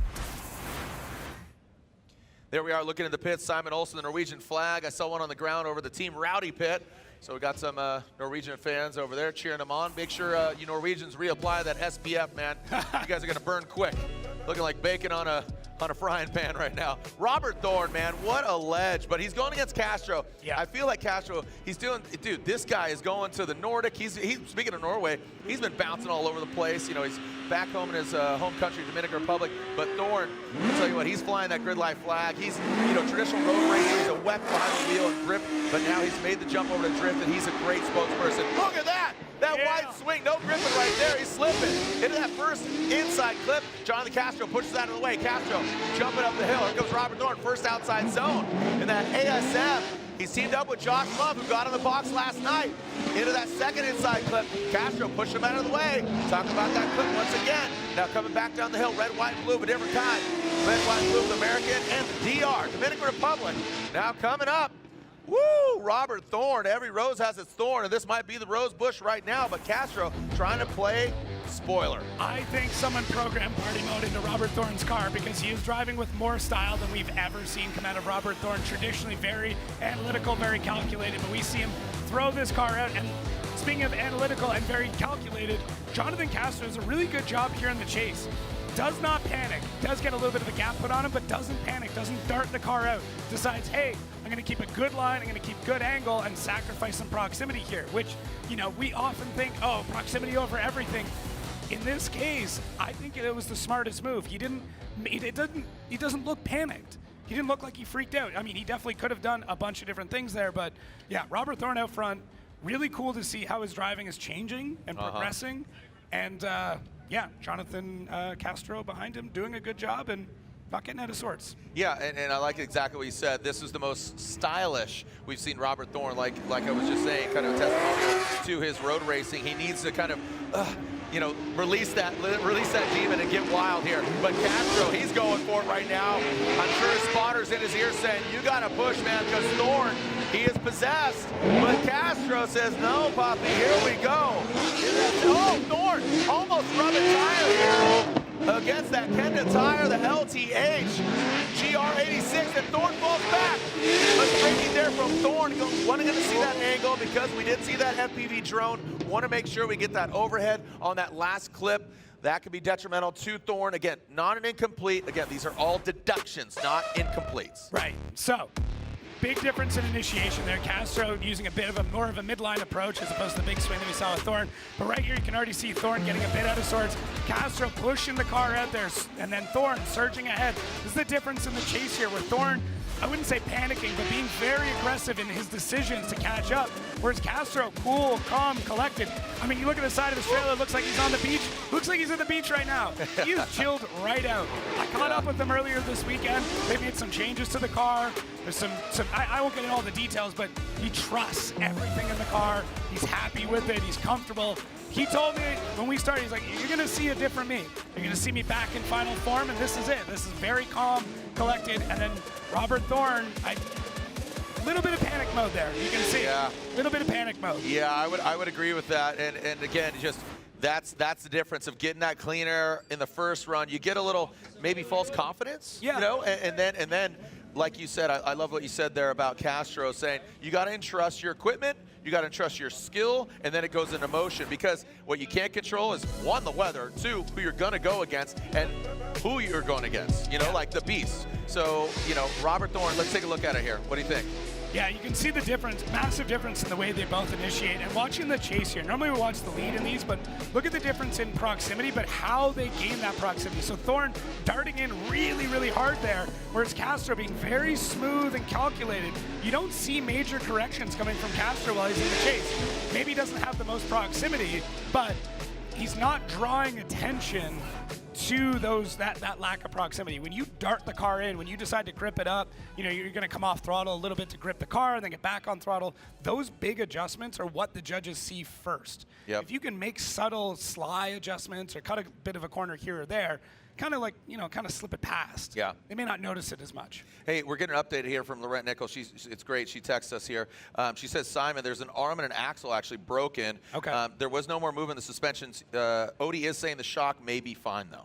So just get an update from her via text. We text here back and forth. So giving us some great updates here, even though chug, stay hydrated, bro. Yeah, heck yeah. Stay hydrated, bro. H2O. H2 bro, that's what I call you. Slide of left for Robert Thorne, right for Jonathan Castro. One more time. Jonathan Castro, and Jonathan Castro gets the win, 2-1. Again, pressing that. So Edgar, you're judge 1.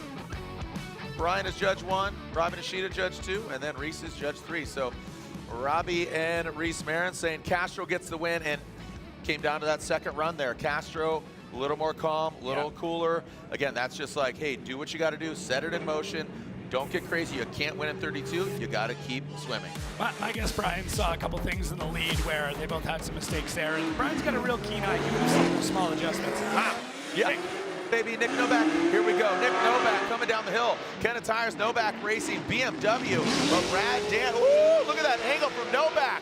Rad Dan, front row, that Rad Industries, GT Radial Mark IV. Now coming into that, whoa, Novak gets into the dirt. Giving the sand people what they want over there. They get blasted over there. Don't worry, they'll come back in greater numbers too. That Novak Racing, BMW coming down the hill. You can barely see him through that smoke. Wow. Exploding that inside clip. Novak, like he was like a bucking Bronco coming out of the what do you call it, the pin? You know, the pro, like you see that bull coming out, he just came out swinging. Yeah, Nick Novak lighting off the tires the moment that light goes off and just speeding through this, but still holding angles, still filling the zones. Like, this is a very, very fast run. Well, Rad Dan behind him now. That speed did mess him up a little bit, pushing him really wide through the second outside zone. And Rad Dan, I mean, trying to find an answer to it right now, and Nick Novak just throwing the smoke screen up to the whole thing. Tons of wheel speed out of there, got that car gripped right up. Man, he is making the most of those Kenda tires, that is for sure. Yeah, now this is where it gets interesting, right? We saw that really dynamic lead run from Robert Thorne. How is he gonna chase down Rad Dan? You know, Dan's gotten a lot of track time, you know, considering that he, you know, was forced into the seating brackets, right? And then here's Novak, who's, you know, signed, sealed, and delivered. So how is that gonna favor Novak or Dan? And to add to the weight, if you're losing here, there's a good chance you're in the seating bracket coming up. So there's a lot of pressure in top 32 now. Right, yeah, that's a great thing for bringing that up. Here we go. Rad Dan Burkett out front. Nick Novak in the chase position. So mom and dad here cheering him on. Dan Burkett's wife, Renee, up in the booth. Great looking car, and here we go. So look at this. Here's Dan Burkett. Right into that second outside zone. Filled about 3/4, but that allows Nick Novak good proximity. Novak backs off. Maybe too much room there. Exiting the horseshoe, now coming into that last inside flip. Dan Burkett right there, so a little tidier. Yeah. Right, so a little more clinical. Nick Novak going for that wild bucking Bronco. Dan a little smoother, kind of iron the sheets. So that was a well done by Dan Burkett out front. Yeah, I feel like this is going to need a side-by-side, but Rad Dan's lead run definitely was a little bit more controlled. Nick's was wild and aggressive, which I love to see, but can see here, Rad Dan able to hold it through the second outside zone, while Nick Novak can see him fighting out that wheel. You can literally see it from this drone point of view as he makes all those corrections. So I think what it's going to come down to is, was Nick Novak's run so aggressive that it made it difficult for Rad Dan to chase, whereas Dan's lead run was really, it was smooth, it was precise. So it's going to be a really difficult call here. I think this is very comparable to that of Castro and we saw Thorne. Here's Olsen. Look at that. So again, the 10-minute allotment. Where are we at with Olsen in 10 minutes?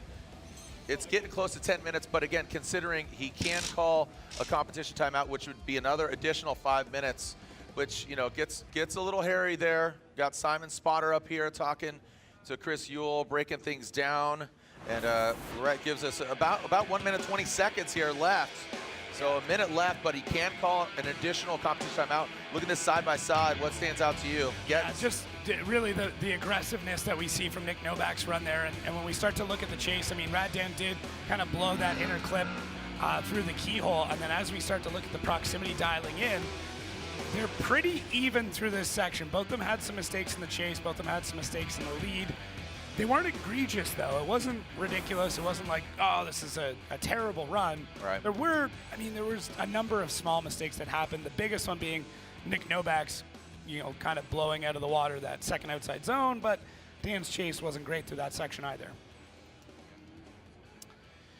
Yeah, so lots to mull over. Obviously, judges kind of trying to understand what needs to happen when it comes to the amount of mistakes. It used to be very much a lead versus lead, chase versus chase. Now it's more all-encompassing. So it's kind of all combined. Yeah, big melting pot of mistakes. Here we go, slide him left for Novak or right for Dan Burkett. Novak gets 1 vote. Burkett gets 2 votes, 1 vote, and there we go, gets 2 votes. Dan Burkett gets the win. And again, that was Robin Ishida, Reese Marin, Novak signing there, and Robbie, I can see elaborating there to Eggert Reese, shaking his head in agreement there. So Dan Burkett, and I agree with that call. You know, unfortunately, Dan overcooked it on outside zone 2. Dan Burkett was tempered, like the dynamicism, if that's a word. On it is now. Okay, on Nick Novak's lead run, but this is where we're shaping up right now. You can see the yellow names; they have advanced on. The white names are still TBD. So and. Yeah, that is correct right there. So we still have the second half of the Olsen literal battle, but we'll advance on. We got that of Ryan Tuerck and Alec Robbins. So take it from Tuerck. We'll see how this Rain-X Toyota GR Corolla, he's on those Nitto tires, the Rockstar Energy Drink Pilot, going against Alec Robbins from Beckett, Minnesota. All right, here comes Ryan Tuerck into that first inside clip, and Alec Robbins ripping into that first inside clip, punches out of the way. The Koenig wheels go round, down to that second outside zone, wraps in the Kenda tires, down to that second inside clip goes Ryan Tuerck.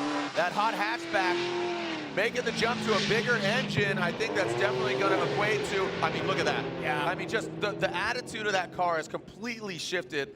You know, Jekyll and Hyde, the highly wound four-cylinder that they've been campaigning for so many years, says, you know what, let's throw a bigger engine in that thing. One of the biggest differences with that engine is going to be the torque, which is going to allow them to re-gear this car a little bit different than what they had before, which makes that keyhole experience just way better, and that's what we see here with Tuerck. I don't know exactly what gearing they're running or where he's shifting, but it looks very smooth. You're not seeing him break smoke at any point in time. Great run there from Ryan Tuerck, absolutely textbook from the veteran. Alec Robbins did look like he was struggling a little bit to keep up here, so taking a look at this initiation here, Alec Robbins does a good job, but Tuerck is already able to just push things through. And now we start to see, through this outside zone, Alec trying to reel in the car, and then Tuerck just putting on the power at this point, pushing to a much wider line. You can see by the tracks there how wide he's running through there, which is totally allowed. Yep. We don't have that inside clip anymore, and this is what we talked about. Really changes the way that you can attack this course. All right, so taking a look here. So we are hearing a couple things, couple updates from the officials. Competition timeout has been called for Simon Olsen. So 10 minutes has eclipsed. There is, so again, 2 minutes left of the 5 minutes that he had to call. So it was quite a substantial hit. Yeah. What we thought, and this is to the point, right? Yeah. You never know what's going to happen, but suspension, all this, they're dropping down, which is good. But also, Alec Robbins, he just called the competition timeout. So again, you know, all things considered, Simon Olsen called his comp timeout. He goes against Ryan Little, has a bit of advantage, but is it a disadvantage with that shock to his system? You gotta hope that they can get all the alignment done and everything else. I mean, it's a great team. I mean, but hey, boss man, he's getting ready to battle, so that's one less hand that they can throw on the car at this point in time. So yeah. So speaking of Simon Olsen, here's Odie Bakshis, who's thinking about Simon Olsen, right? Amy, his wife, is up here navigating all this. We got spotter, we got this, we got a lot of things going on. Guess what? The pressure cooker. We're gonna have one sweet meal when this thing is all done. Here goes Odie Bakshis, who's currently third in points, going against two-time Pro Spec champion, making the jump to pro, Mr. Dmitry Brutsky, never settle. Coming up into that first outside zone, Odie Bakshis. But look at Brutsky, he's had a lot of track time, goes into the dirt, both of them. Whoa, Brutsky gets aggressive. Unfortunately, it bites back. Brutsky, the track bites back. I mean, Odie, look at this. I mean, this is looking like Torque Drift, the video game. Just the way he navigates that track. These S chassis, so familiar with them. Knows, I mean, he's a suspension expert from 2 wheels to 4 wheels. The field suspension story in itself is quite a substantial one. Let's look at it again. Odie Bakshis going really wide on initiation, but very smooth. I like how early he lights off the tires as well and actually pushes himself through that first inside clip, which allows him to establish a bit of a gap. Now, Dmitry Brutsky making a big correction there to get the car back and settled. Odie dipping a little bit of wheels there into the dirt, and then as they come through here, Dmitry just very aggressive through the keyhole. Isn't able to keep the car sorted, and then Odie able to push through the rest of the run. So I like how wide Odie goes, but then it's not like he snaps it back around, and here we go. Simon Olsen making it back to the line. Yeah, and again, you could denote the vehicles very similar looking, but orange versus the high-vis yellow. So Odie Bakshis back to the line. Dmitry Brutsky's got a bit of an uphill battle here for this Prospect champ. Again, a pro rookie, but obviously a lot of track time for him, doing double dipping. And here we go. Dmitry Brutsky out front. He's going to need to put down one heck of a run. If I'm Odi Bakshi's, strategy-wise, you play it a little bit safe here. Not in active chase, but Brutsky never said, oh, boy, that's not how you get it done. Holy cow. Wow. Something's, okay, so. It's not right. Yeah. Well, at this point, Odi doesn't need to complete it. Yeah. This is essentially for him a bit of a let the dog eat. So Odi's going to get the victory here. If you're sitting at home, we've talked about side bite a little bit. This is an indication of 0 side bites. So when Dmitry came through the keyhole, you saw him kind of loop the car around. And when we talk about side bite, it's literally what it sounds like, how the car is able to kind of dig in and get grip while going sideways. So it's not that forward drive.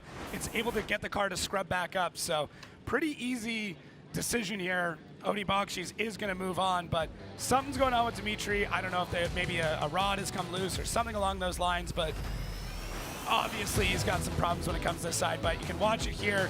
The car's gripped up one way, but not gripped up the other. He tries to get back on power, but it is not allowing that car to get that grip going sideways and start to drive into the correct part of the course.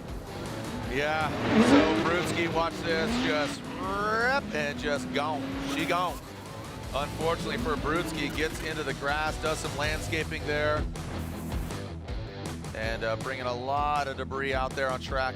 I mean, look at this, left, right, side to side. I mean, we're using all the track here, and we are looking at Alec Robbins, his competition timeout clock ticking down. He's been going through, just talking to Spotter, she's saying that he's been going through supercharger belts. Yeah. So he's been, it just, They had a post up earlier this weekend looking for any supercharger belt. They had a very specific size, obviously.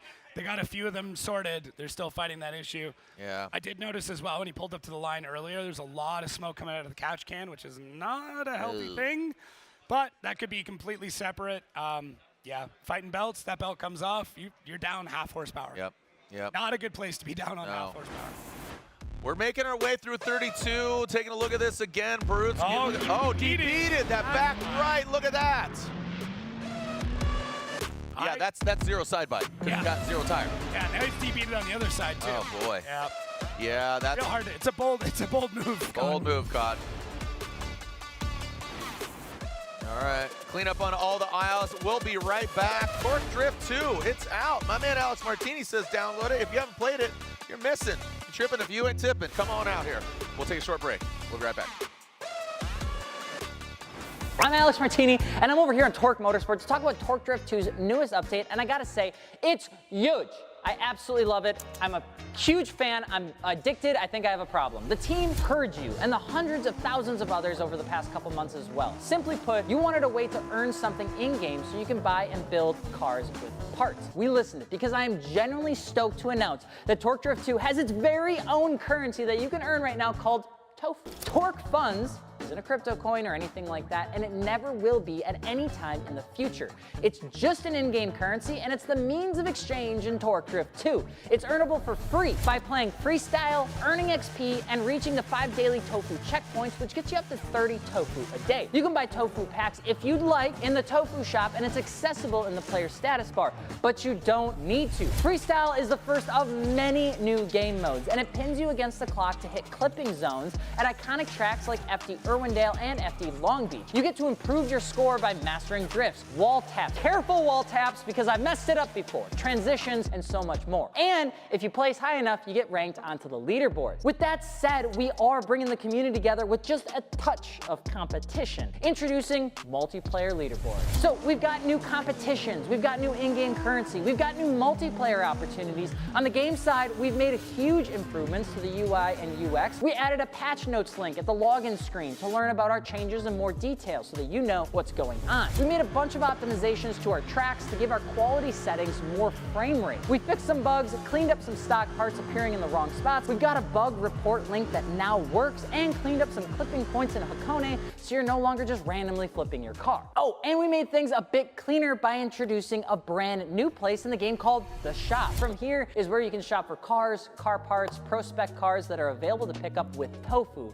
our in-game currency if you you want, and more. And for the modders, we have a kick-ass new road tool that simplifies track creation from start to finish. You can snap terrain, customize road material to create your own crazy track, and then share that with your friends and the 350,000 other players in our track list that is growing each and every day. With that said, we are absolutely stoked to have 0.9 ready for you guys and gals. We have been working, honestly, we've been working our asses off to make these changes and to make the game even bigger and better than ever before. And if you've given it a try once and it wasn't your cup of tea, we truly believe that you should give this another chance because it is wickedly fun on controller and also on a steering wheel. And if you play the game, shoot us your best drift clips over at alex@greasemonkeygames.com. I'd love to take a look at them, or tag us on Instagram with the hashtag TuerckDrift2. I'm Alex Martini. I'm over here on Tuerck Motorsport, and we hope you enjoyed this update, and we'll see you on the next one.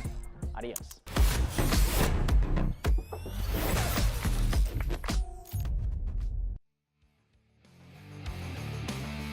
Tuerck Drift 2. Download it now. Tuerck Drift 2, if you have not played it, as my man Martini said, download it, check it out.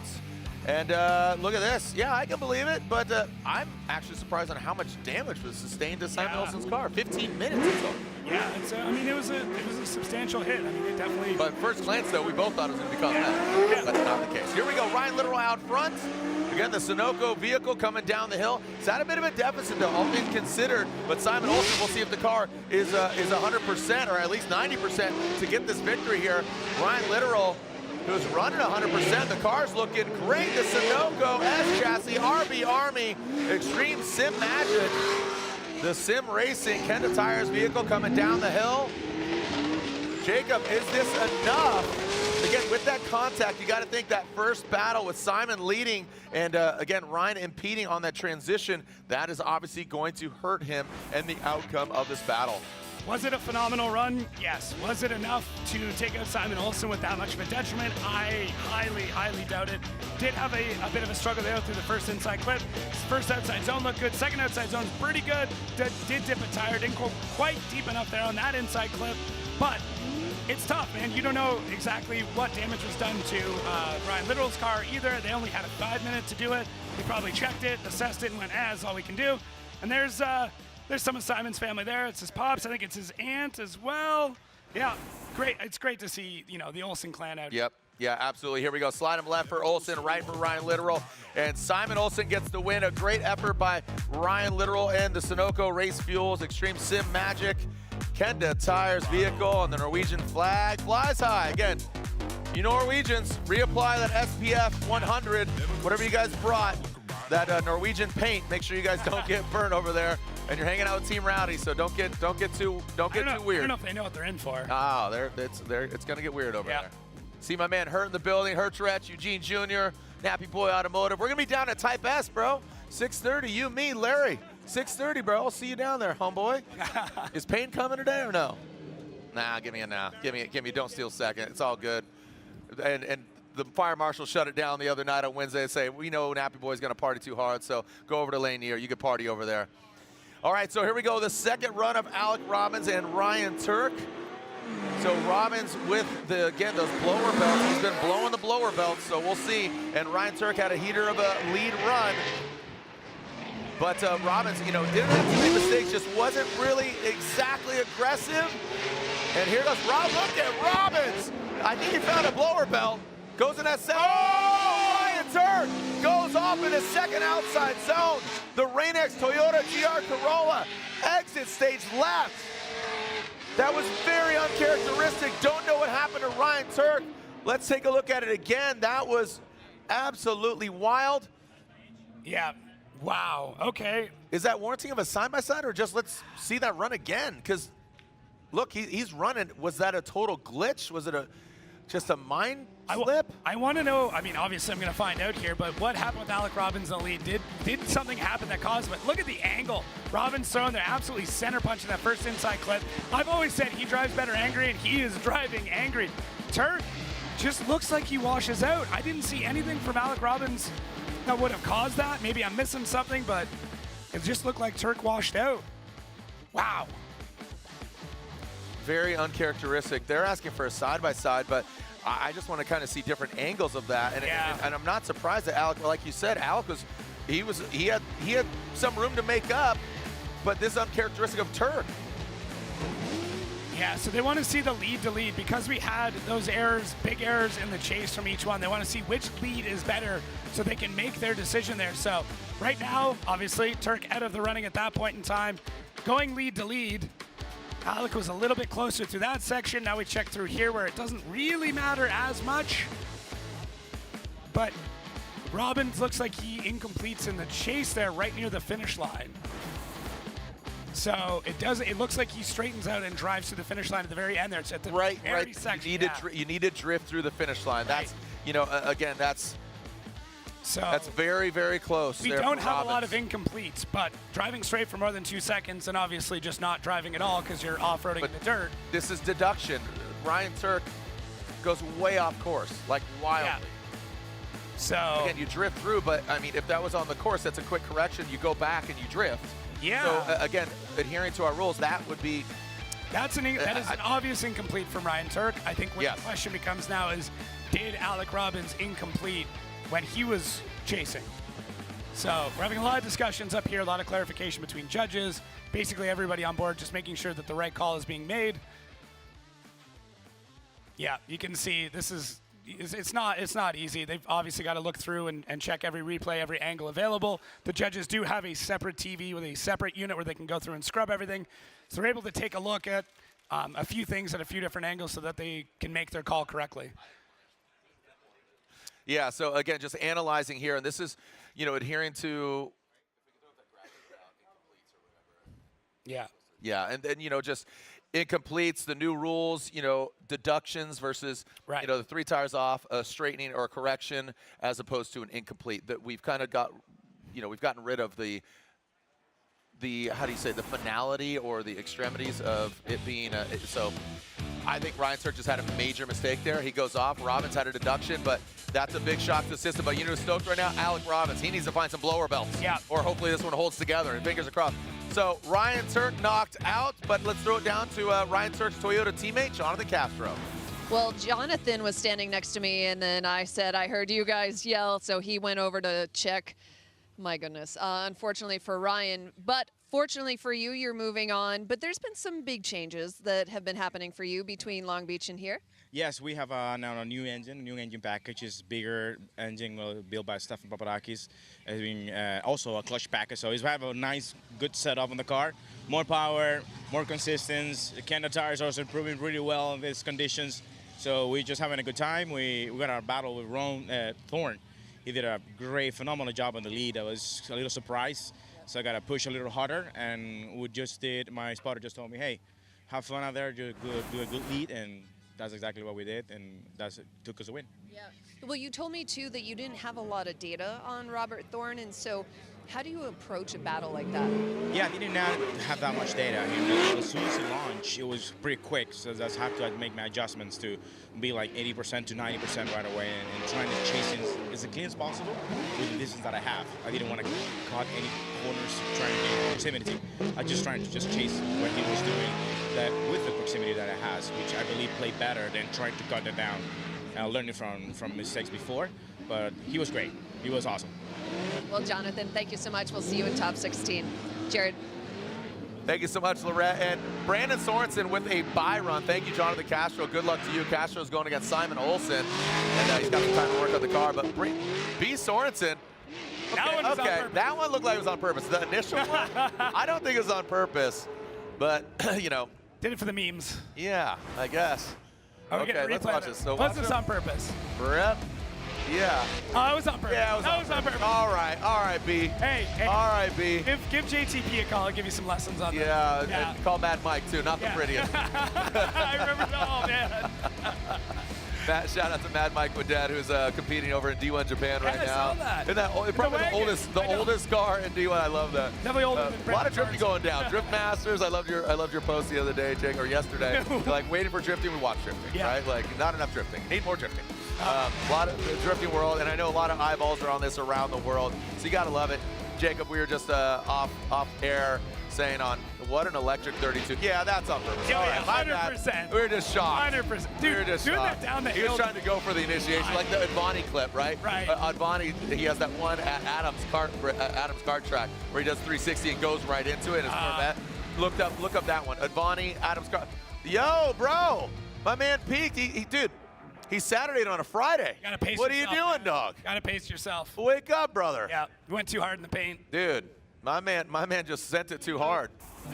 All right, well, we got a couple more battles left here in 32. Ooh, RCP and a raging Diego Higa, who got on the podium, well, not the podium necessarily, but got third place in the seating brackets, but the car's looking great. RCP saw his mom and dad at DFW flying out here. They're cheering him on. Here we go. RCP says give him honors hell. Well, he's got to give himself hell because he got that new BMW. Oh, Diego Higa, banging doors. Oh! Pushes him out of the way. Already. That was a pretty good hit on that side. We'll see. And again, with that angle, it might have just punted him out of the way. That was he did hit him kind of parallel. But you're pushing the momentum over, right? Yeah. So you're adding energy to what's already going on with Rome. Hopefully Rome's all right. I mean, it's not like he didn't hit a wall or anything, but that's still very jarring at that speed. I mean, these guys are entering at dang near 100 miles an hour at this point, so. Yeah, we take that for granted. We forget, on how fast they're coming down the hill and then throw it sideways. You can play it Tuerck drift, but look at the look distance. how far. Yeah, exactly. Okay, so he hurt his arm, so his arm could very well be hurt. And Rome has endured quite a few things over the years. A couple of years ago, I don't know if you remember that in New Mexico, where he fell asleep and he was in the back seat of that. I thought you meant his hit in Texas. Hit in Texas. My bad. I was talking about just transporting the car. Oh, he tried. Oh. Whoa.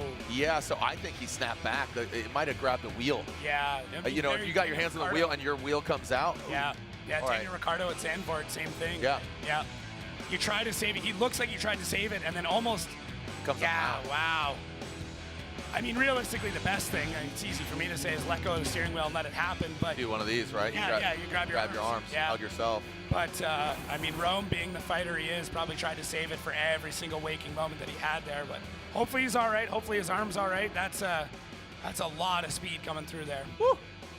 Well, the plot thickens and the kitty litter gets utilized once again. Hopefully Rome is okay. I saw his head moving, but we'll see. Hopefully his arm's all right, man. That's just such a bummer. You never want to see that. And obviously Diego Higa just trying to be aggressive. So here's how the bracket is being shaped up. 2 more battles left, or 1.5 theoretically.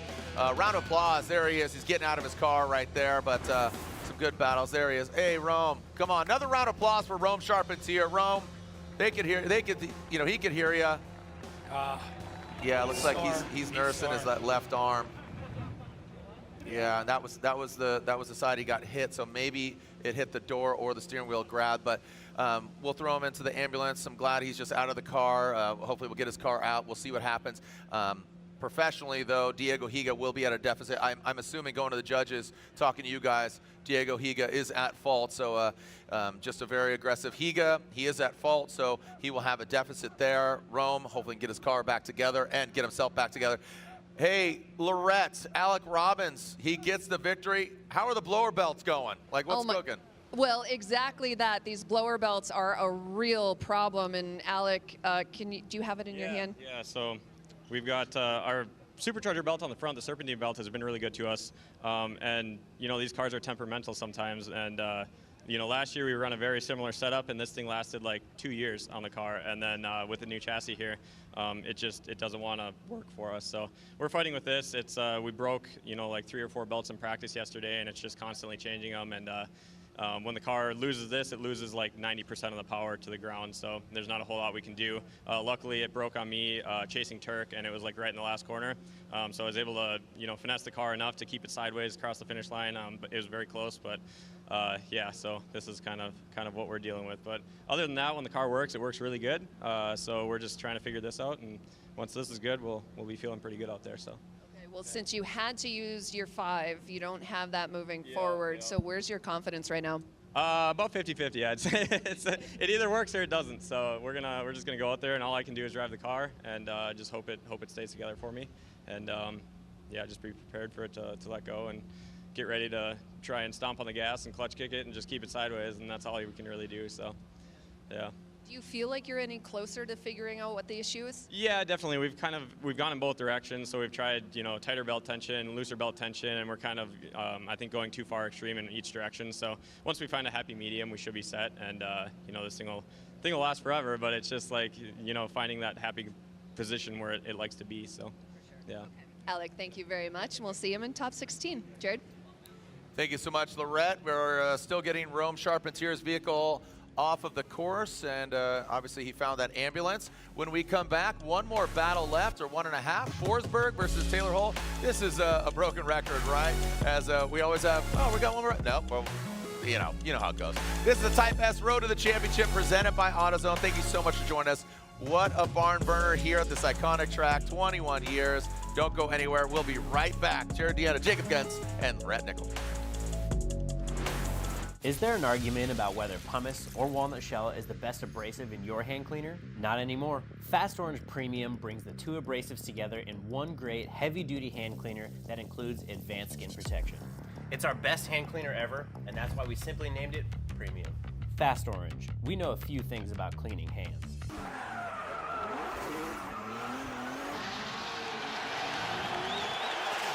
Welcome to the streets of Long Beach. Look at that. It is a beautiful day here in Southern California.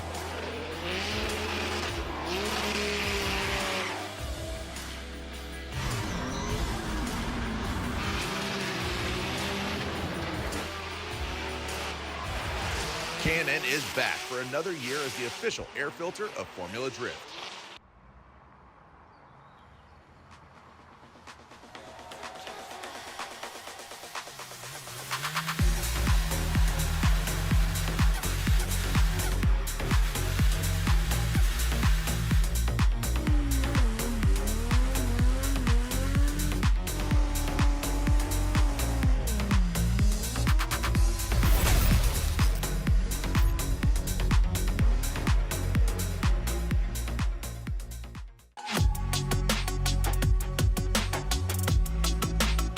The final touch to my dream build is a Sony Mobile ES system.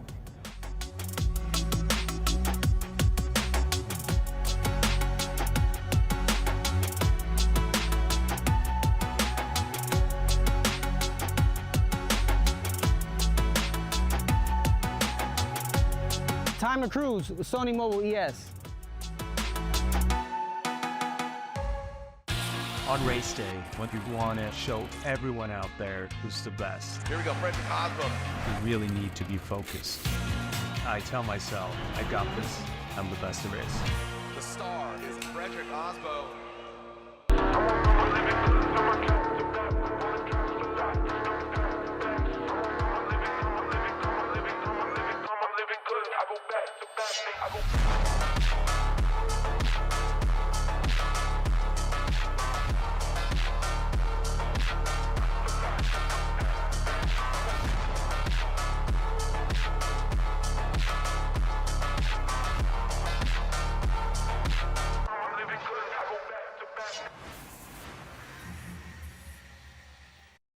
Formula Drift is brought to you by Toyota, let's go places.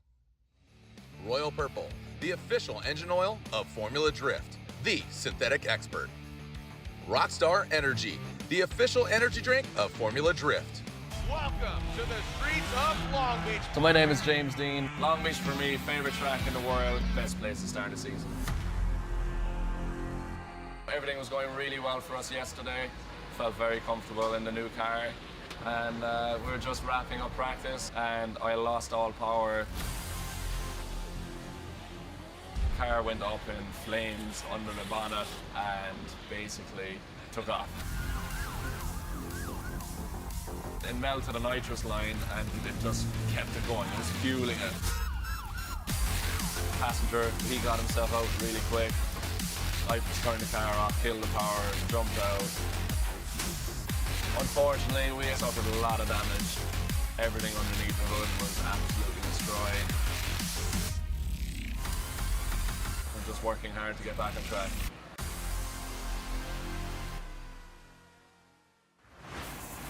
Hello everyone, welcome back. I grabbed Ryan Tuerck here because I wanted to get a word with him on what happened exactly. Yeah, just, you know, Alex been running great, and we knew he was going to be a tough competitor.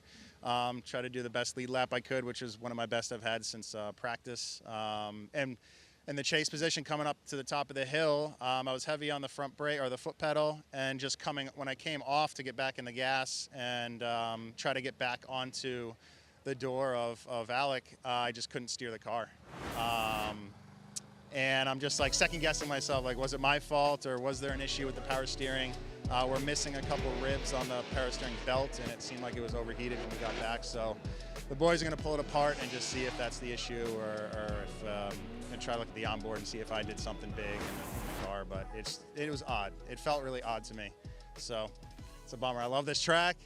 I got to wait till next year to run again. But yeah, I mean, big thanks to the team and everybody. The car has been running awesome, and a new 6-cylinder is phenomenal. So yeah, we'll just go back and regroup and try to fix the issue if there is one. Yeah. And for the fans that are out here that love and support you, what do you want them to know? Just thank you all for coming by the pit and coming out here and just supporting drifting in a big way. And you guys are always phenomenal, and I love, this is my favorite event of the year at Formula Drift. So I'm gutted I can't do more for you guys on the track, but we'll come back next year and try to get a podium. Raise some hell. Ryan, thanks. Couple New Hampshire folks right there, Lorette and Ryan Tuerck, both of them from New Hampshire, and live free or die. And unfortunately, it's the die part for Ryan Tuerck as far as on track, and you can just feel the emotion there. And that was interesting. I love the humility there of like second guess himself, is the equipment, not blaming his guys, but things happen. It's the nickel part, not the $5,000 part. Guess what? This was intended to be our last battle, but we will revisit Higa and Charpentier, TBD on that. But Chris Forsberg and Taylor Hull. Taylor Hull, essentially his home track. He lives right here in Georgia. His wife is spotted up here in Lorelei. She's graduating high school. Happy graduation to her. And Tamara, and dude, they did some awesome things with Accelerate and Chick-fil-A yesterday. That was awesome. So she gave a cheering on her dude, Taylor Hull, and Chris Forsberg.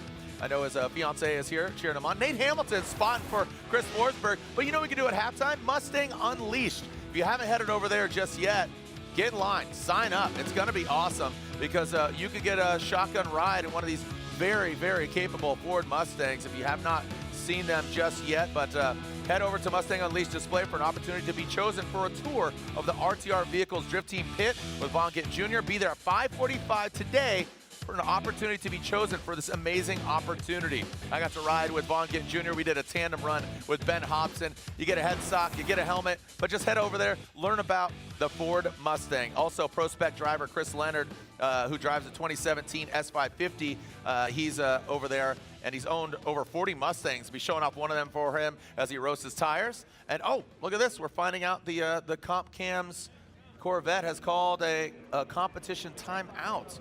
So here we go. All right. Hey, Lorette Nickel, how's Rome? What's going on? Well, we're trying to find out that information. We don't have anything officially. It looks like Kevin Wells is now getting an update that he's talking to some Formula Drift officials. What can you say right now, Kev?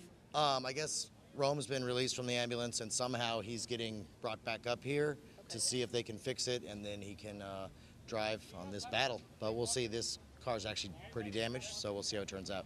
Has the team told you what damage they need to fix? The driver's side subframe is actually bent. So they were debating about changing the whole subframe or just trying to make it work to get this lap in.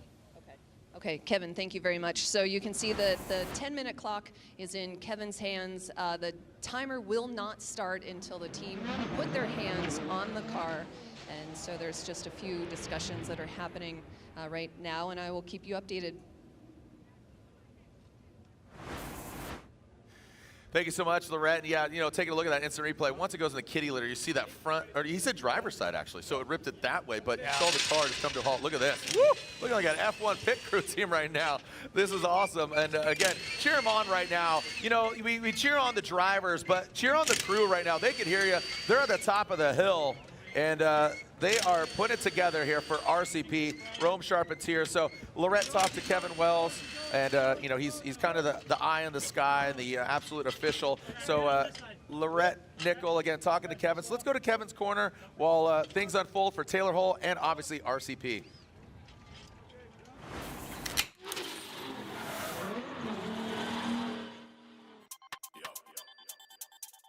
So we took the hood off to sling it by that, to pick it up, and then just drop the hood off over at Beachum's support cart here. Yeah, let's do the same thing as the last one. Yeah, let's sling this and just take the hood off. I'm gonna hold this side of the hood up. Okay, watch yourself, and hold. Okay, she was pretty. There's the oil.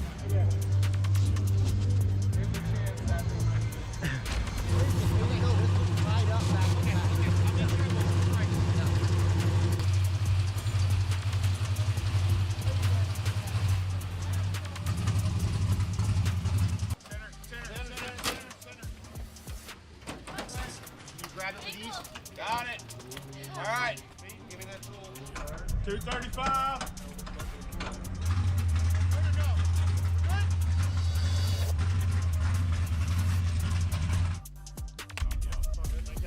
Killed it. Betty was where? It's gotta be down that way. Did he go back? Are you guys done? Are you calling it or what? Yeah, but that here is where you do your work. Are you out? Because you're here. I'm here because, wait, what's going on? I have 10 minutes to repair it. It's not okay here. Hot pit, like always, man. Kevin, I'm sorry. What do I have to do? Straighten her up and arrive to the start line. No, you gotta do I have to drift? I have to drift. I don't have to do a zero. I cannot do a zero run or something like that. Otherwise, this is what we explained yesterday. Non-judge qualifying lap. You cannot zero if you're by yourself. All right, let's get a jack stand underneath it. Here, careful to not burn yourself. Can you just lengthen the upper arm? What do you mean? The weld on this top number. No, I see it. It's crushed. We advanced to top 32. Right, but you can't continue. Yeah, exactly what I said. Why I can't continue? Because I don't do the lap. Correct, sir. Yeah, you have tons of toe out. Tons. I can't let you go with that much toe out. So fix the toe out, or fix the camber. I'm gonna bring the fact that I'm just gonna win from now on. You understand? And I was starting right now. He had a different plan for me. His throttle cable had a different plan. I'd keep going. You probably got another. You got another 1/4 inch of thread?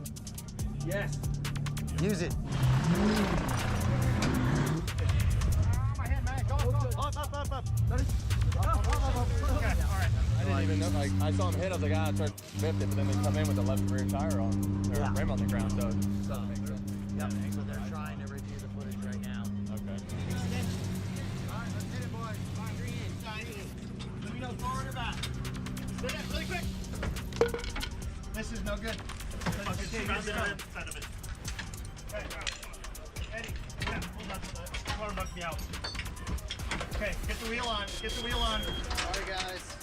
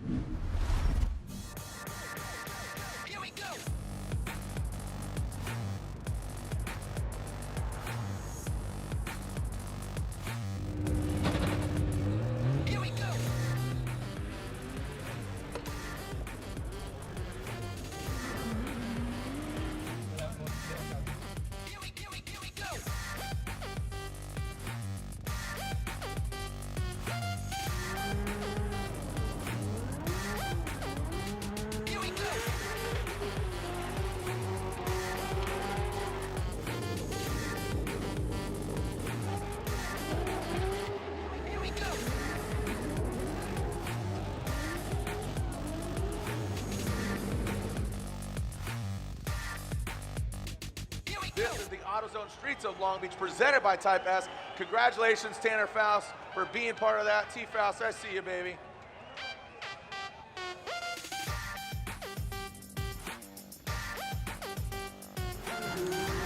Well, as we are seeing the plot thicken here, Taylor Hull and his team thrashing on that. Taylor still, oh, they got pry bars out, man. So look at this, the clock is ticking down. Oh, this is 16, 15 seconds. You got to button up that hood, boys.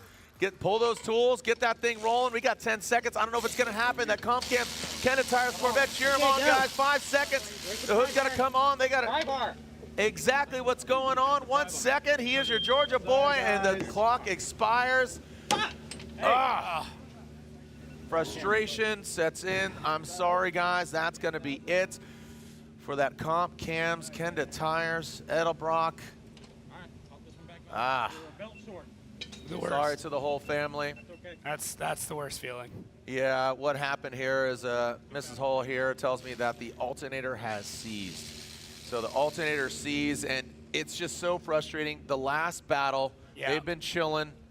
They're waiting, anticipating, biting their fingernails, and then that happens. Yeah, it's like you said, it's not the big parts. I mean, alternator's not sense, but still, it's not like a whole engine seized up. Yeah. It's just petty. It's not how anybody, and on Chris's side, like that's not how Chris wants to win. No. Nobody here wants to win like that. Yep.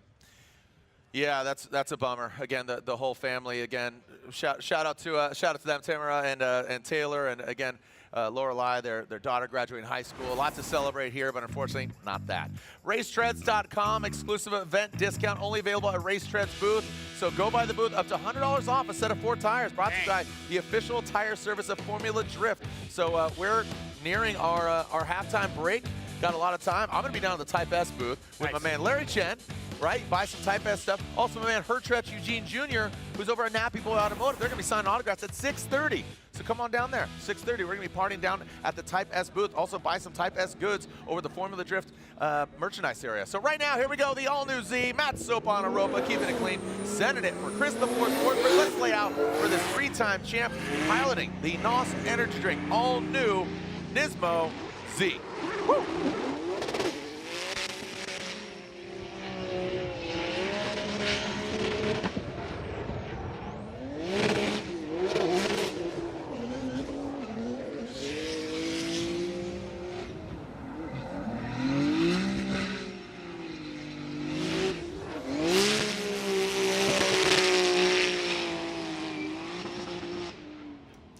All right, so there it is, a bye run. Unfortunately, Taylor Hull has to retire after a DNS.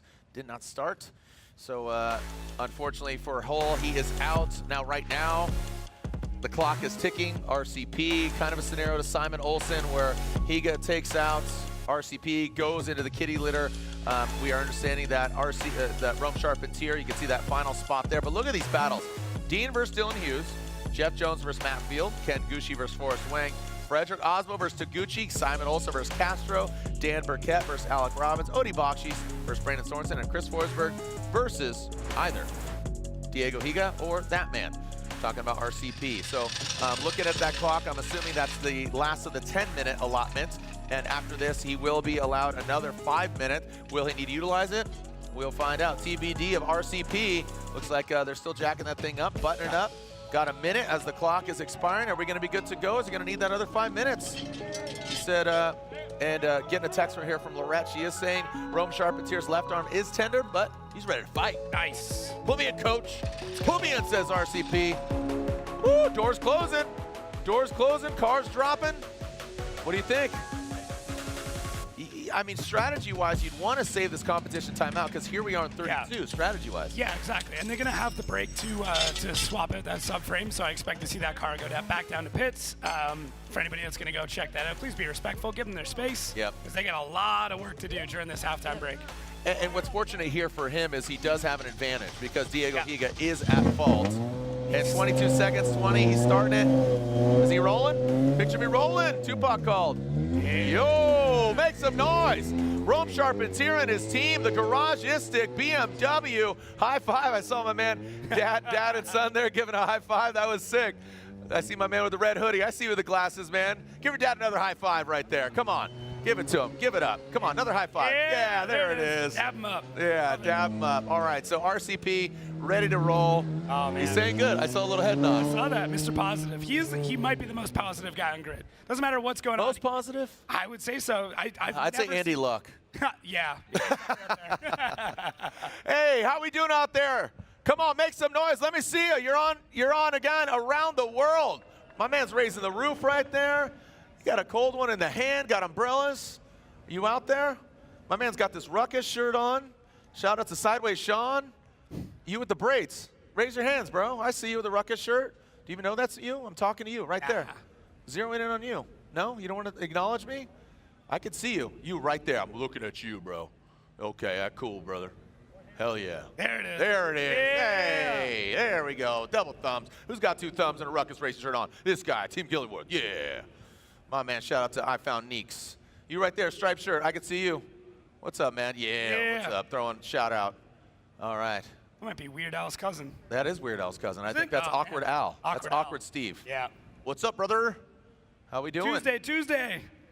Special team, special Shout out play, to Greg and special his play. lady getting engaged. Shout out to y'all. Lauren and Greg, congratulations. Again, shout out to Tyler, the Rebel flag flying over there at Team Rowdy. Rebel flag, Tyler and Cora Works, RIP, one more time. You know, the one more time banner, a little dated, it's given our new rules. Right? Spin those umbrellas for me. Let's get an umbrella spin. Everybody's got an umbrella, spin it for me. Spin those umbrellas. There we go, look at this. Hey. If you want to view paradise, simply look around and view it. I feel like Willy Wonka right now, right? I know, yeah. Hey, young man, got a Dustin Miles shirt on. Spin your umbrella.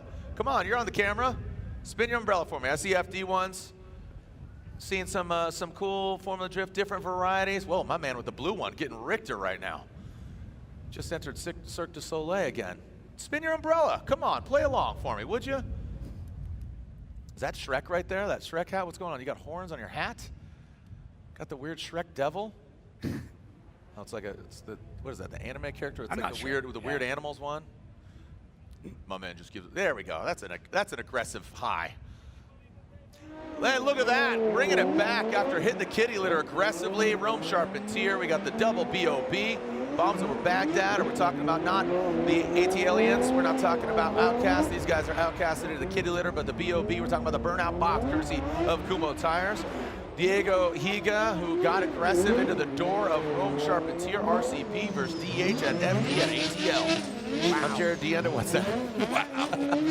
And my man, Jacob Gettins, he be getting it on, if you haven't listened to the Outer Zone podcast, I recommend. You got some short listens, you got some long listens, but listen regardless. Some great insight there, most recently with Matt Sopa. You got Judge's perspective here. We got to get Reese Marin on there. Reese, has Reese been on there yet? Reese has been on, yeah. Okay, I apologize. I mean, we'll give a little insight. We had Sam Hubenet on recently. Oh, sick. Yeah, that's going to be coming up soon. That one's fun. That was a lot of fun. Dope. Yeah. What was your favorite one? I know you don't have to say mine. It's okay. I mean, yours is up there, dude. Nobody else has like done, Chick-fil-A sauce, so someone's got to step their game up. I did love that season to kind of like preface. Oh, it was so good. good. Fun. The it was forecast. so good. It was like a weather reporter. Yeah, it was wild. Still get paid, even though you might be wrong. All right, here we go. Second half of this battle. Now we are going to see Diego Higa lead and RCP in the chase position. Higa is at a deficit. Again, the pride of Brazil. And then Leticia Bafani, she's cheering him on from coming to her home. We'll see. As Diego Higa needs to throw it down. And RCP maybe treading a little bit lightly, maybe kind of give him some line to run with.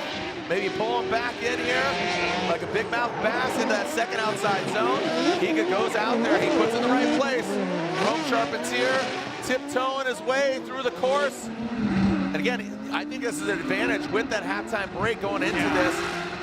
You got to take into consideration for the judges. Diego Higa punting him out of the way. Diego didn't have, I think that was enough. I mean, if I'm a judge, you're like, all right, all things considered, thumbs up there. Realistically, looking at the rule book, like he basically just has to make it through the course. Yeah, look at Brian, no sleeves. All right, let's take a look here. I mean, Higa, I do love the initiation. It kind of sucks that this is the circumstances that we're in, but it does show the progression that Higa has had, especially coming out of that seating bracket where he ran through. It seems like a whole new driver. I know they've redone the livery, redone some body kit, and honestly, it's redone his mindset. But Rome in the chase, doing what he needs to do to just get through the course, put the points down, no zeros, no incompletes, which, like we've talked about, very much minimized the chance of that happening. But even still, I mean, Rome, it's not a bad chase considering that car is pretty messed up. No, you're probably sore. Advil hasn't kicked in yet, so I believe the judges do have their decision, but yeah, I'm just pumped to see Rome back in the car, able to drive. It's a big hit, and throw it down to the judges. Yep, here we go to the judges. You got to assume slide him left. Diego Higa just took him out a little too hard, but Rome Sharpens here, tiptoed his way through that chase run, and he gets it done. RCP going to top 16. That's a wrap on a Rockstar Energy Drink top 32. Jacob, I told Ryan, I said, man, what a show. He's like, hold on, a little early. But what do you think? Man, I loved it. I mean, and we've still got this again. Oh, we're only through. Dean Hughes, Jones Field, Gushi, Wang, Aasbo, Taguchi, Olsen, Castro, Burkett, Robbins, Bocci, Sorensen, Charpentier, and Chris Forsberg. We'll be back here, back at it like a track addict. Jake Gens, Jared Deanna, Laurent Nico, and of course our judges, Reese Marin, Robin Sheeta, Brian Egger, our whole team. And again, we will be back. We'll see you here at 7:30 local time. FYI, it's currently 5:46 on that PM dial local time here at Road Atlanta. This is the Type S Road to the Championship presented by AutoZone. I'm Jared Deanna. We'll see you back here 7:30 local time for our top 16 United States Air Force driver introduction. See you down at the Type S booth here at 6:30. Send it.